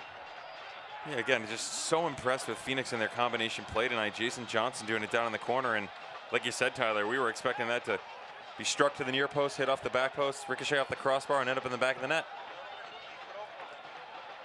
That certainly seems like the way that Jason Johnson's end of the season has been going.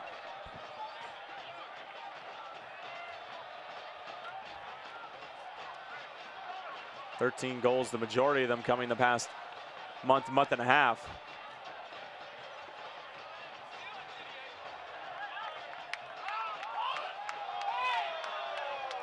Maybe a little more, a little less than 20 seconds remaining in T2's season, and for Phoenix Rising FC, their final game at Phoenix Rising Soccer Complex.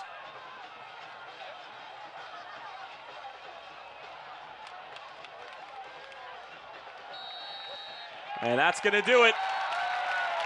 Final game at the Phoenix Rising Soccer Complex for Patrice Carteron and Didier Drogba is a sweet one.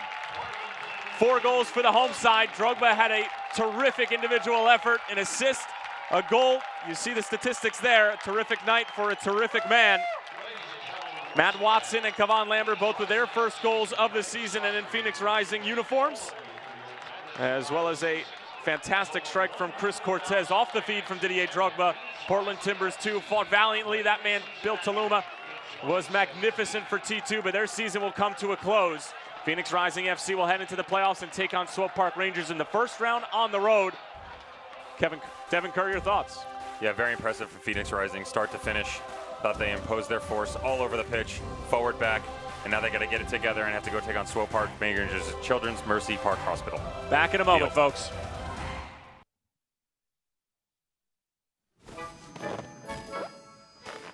Trolls.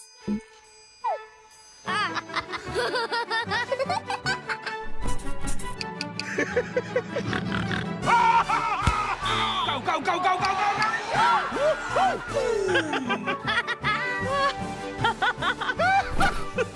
Cookies!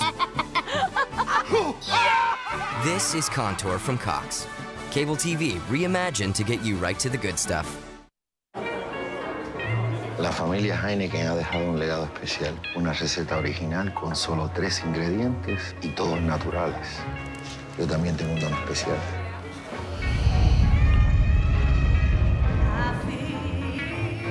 La habilidad de llorar cuando se necesite. Bonita, ¿eh? Solo 3 ingredientes naturales. There's more behind the star. I'm all about the fish, all about the rice. I think I'm inspired mostly by the discipline behind sushi, the hand-eye coordination, the knife skills. The knife makes a difference based on the steel and the person who made it, and more importantly, the person who uses it and takes care of it. I think there's a certain amount of elegance and simplicity, and I think sushi is, in its core, simple.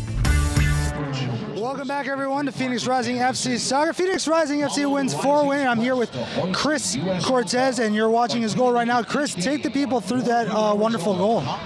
Just a great ball by Didier, you know. He gets it, you know, whips a great ball in. I start fading far post. He finds me well. After that, it was just about being able to get up there and get enough power behind it. So just trying to get it on frame and keep it down more than anything. I think people were really getting behind the whole winning 9-0 tonight, and the team scores 2 times in the first 13 minutes. Just how exciting was it in the atmosphere when you guys went up 2-0 that quickly? Oh, it was very exciting. You know, for us, the main thing for us was to win the game. You know, first, you know, we wanted to get a clean sheet and get some goals and really get a win and be able to finish that. After that, if, you know, the score happened and we were able to do that, that'd be great. You know, just kind of see how the game goes. How does it feel to end the home season, at least for now, with 3 points in front of such a great crowd like this? Oh, it's awesome. You know, very happy with everyone here. Fans are awesome support. Been awesome all year, all through the summer and the heat and everything. And so really glad we can finish out with a bang for them. All right, thank you very much. I'll let you go celebrate with the crowd there. And that's it from here, guys. Score 4-1. Back to you. Thanks a lot, Jose. Great job as always, and a great job from that man you just interviewed, Chris Cortez, as he was magnificent tonight, finishing off that wonder pass from Didier Drogba as he and the rest of the Phoenix Rising FC celebrate with the crowd here at Phoenix Rising Soccer Complex. Again, Tyler Terrence along with Devin Kerr. And right off the bat, we'll take a look at the highlights from these 90 minutes, and it was Farfan Lambert with an absolute bullet from 30 yards out. Yeah, literally shot out of a gun, getting ready going in this first half. And clever little back here from Cody Wakasa. Again, we talked about the deflection coming off of Rigi, who played a great role in the first half and early parts of the second. Farfan Lambert just having his way with that ball from 30-plus yards out. We've said it so many different ways, but it's so special every single time. And then look at the build-up here from Phoenix. Chris Cortez wins the header and able to drop it back for Didier Drogba. Then the run from Rigi creates the space, and then Drogba picking out Chris Cortez, and then the finish is just sublime. Yeah, and again, the unsung hero in this situation in my mind is Alessandro Rigi, because he does open up that space. Marco Farfan goes with the runner, gives Drogba the ability to play that great ball to the back post with an even more spectacular finish by Chris Cortez. Chris Cortez with his 5th goal of the season. And then this would be at the start of the second half, as Didier Drogba would essentially take on the entire T2 back line and do what that man does best. And again, Didier Drogba might have been a little bit of a benefactor of his own little handball there. Did it touch him? Did it not? Guess he's the only one who will ever know, and he'll probably never tell. But like you said, takes on 2, 3, 4 T2 players and just gets it to the back post, and just great individualistic effort by the rising star. Number 8 for Drogba on the season, but T2 would have their say, and look at this work from Harold Hansen, just taking on Amadou Dia, twisting and turning, putting it through the spin cycle, and then Augustine Williams, as cool as you'd like, as easy as you'd like, that would make it 3-1. Just so impressed with Harold Hansen this evening, and what a great job talking about, you know, the experience of the backs from Phoenix Rising, that youngster getting up and down the field. Excellent speed. He's got the build and great ball across and solid finish by Augustine Williams. And then Watson comes on as a substitute, gets a fortunate bounce here off Bill Tuoloma, and that would make it 4-1 and really put it out of reach. Yeah, and we're not supposed to play favorites in this job, but like I said again, Matt Watson, one of my personal favorites. Love seeing him on the pitch. I just think he's got a great passion for the game, and anytime your defensive midfielder can come up and slot something away like that, you got to be happy with the team's performance. First of the season for Watson and Farfan Lambert, and here is a live look at the playoff bracket on either side of the Mississippi River, and you can see Phoenix and Swope set to do battle in the opening round of the Western Conference playoffs, and then the winner of that will take on the winner of Real Monarchs and Sacramento, although that 8 seed not completely done and dusted. OKC with their final game, obviously Sacramento just finishing up their final match as well, so that might look differently in the next 24 hours, but either way, Phoenix coming into the playoffs is probably the hottest team in the USL. Yeah, it's crazy to think that, you know, not crazy to think that they're the hottest team in the USL, but they're really, for the most part, the only one that we're talking about that's really streaking and putting together solid performances every single week right now. Other teams, you know, they've had some good goal scorers and getting points to solidify their position, but I mean, I think, you know, my money's got to be on the Phoenix Rising, and, you know, like we said, a sleeper in OKC and on the Eastern Conference. I think that's kind of up for grabs.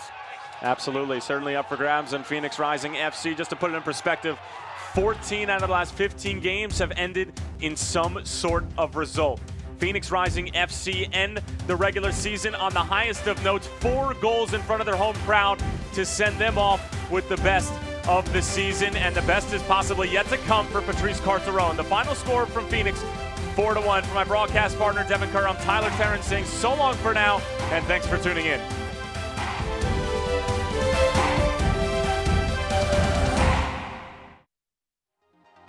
This copyrighted telecast of the United Soccer League may not be retransmitted, rebroadcast, or reproduced without the express written consent from the United Soccer League.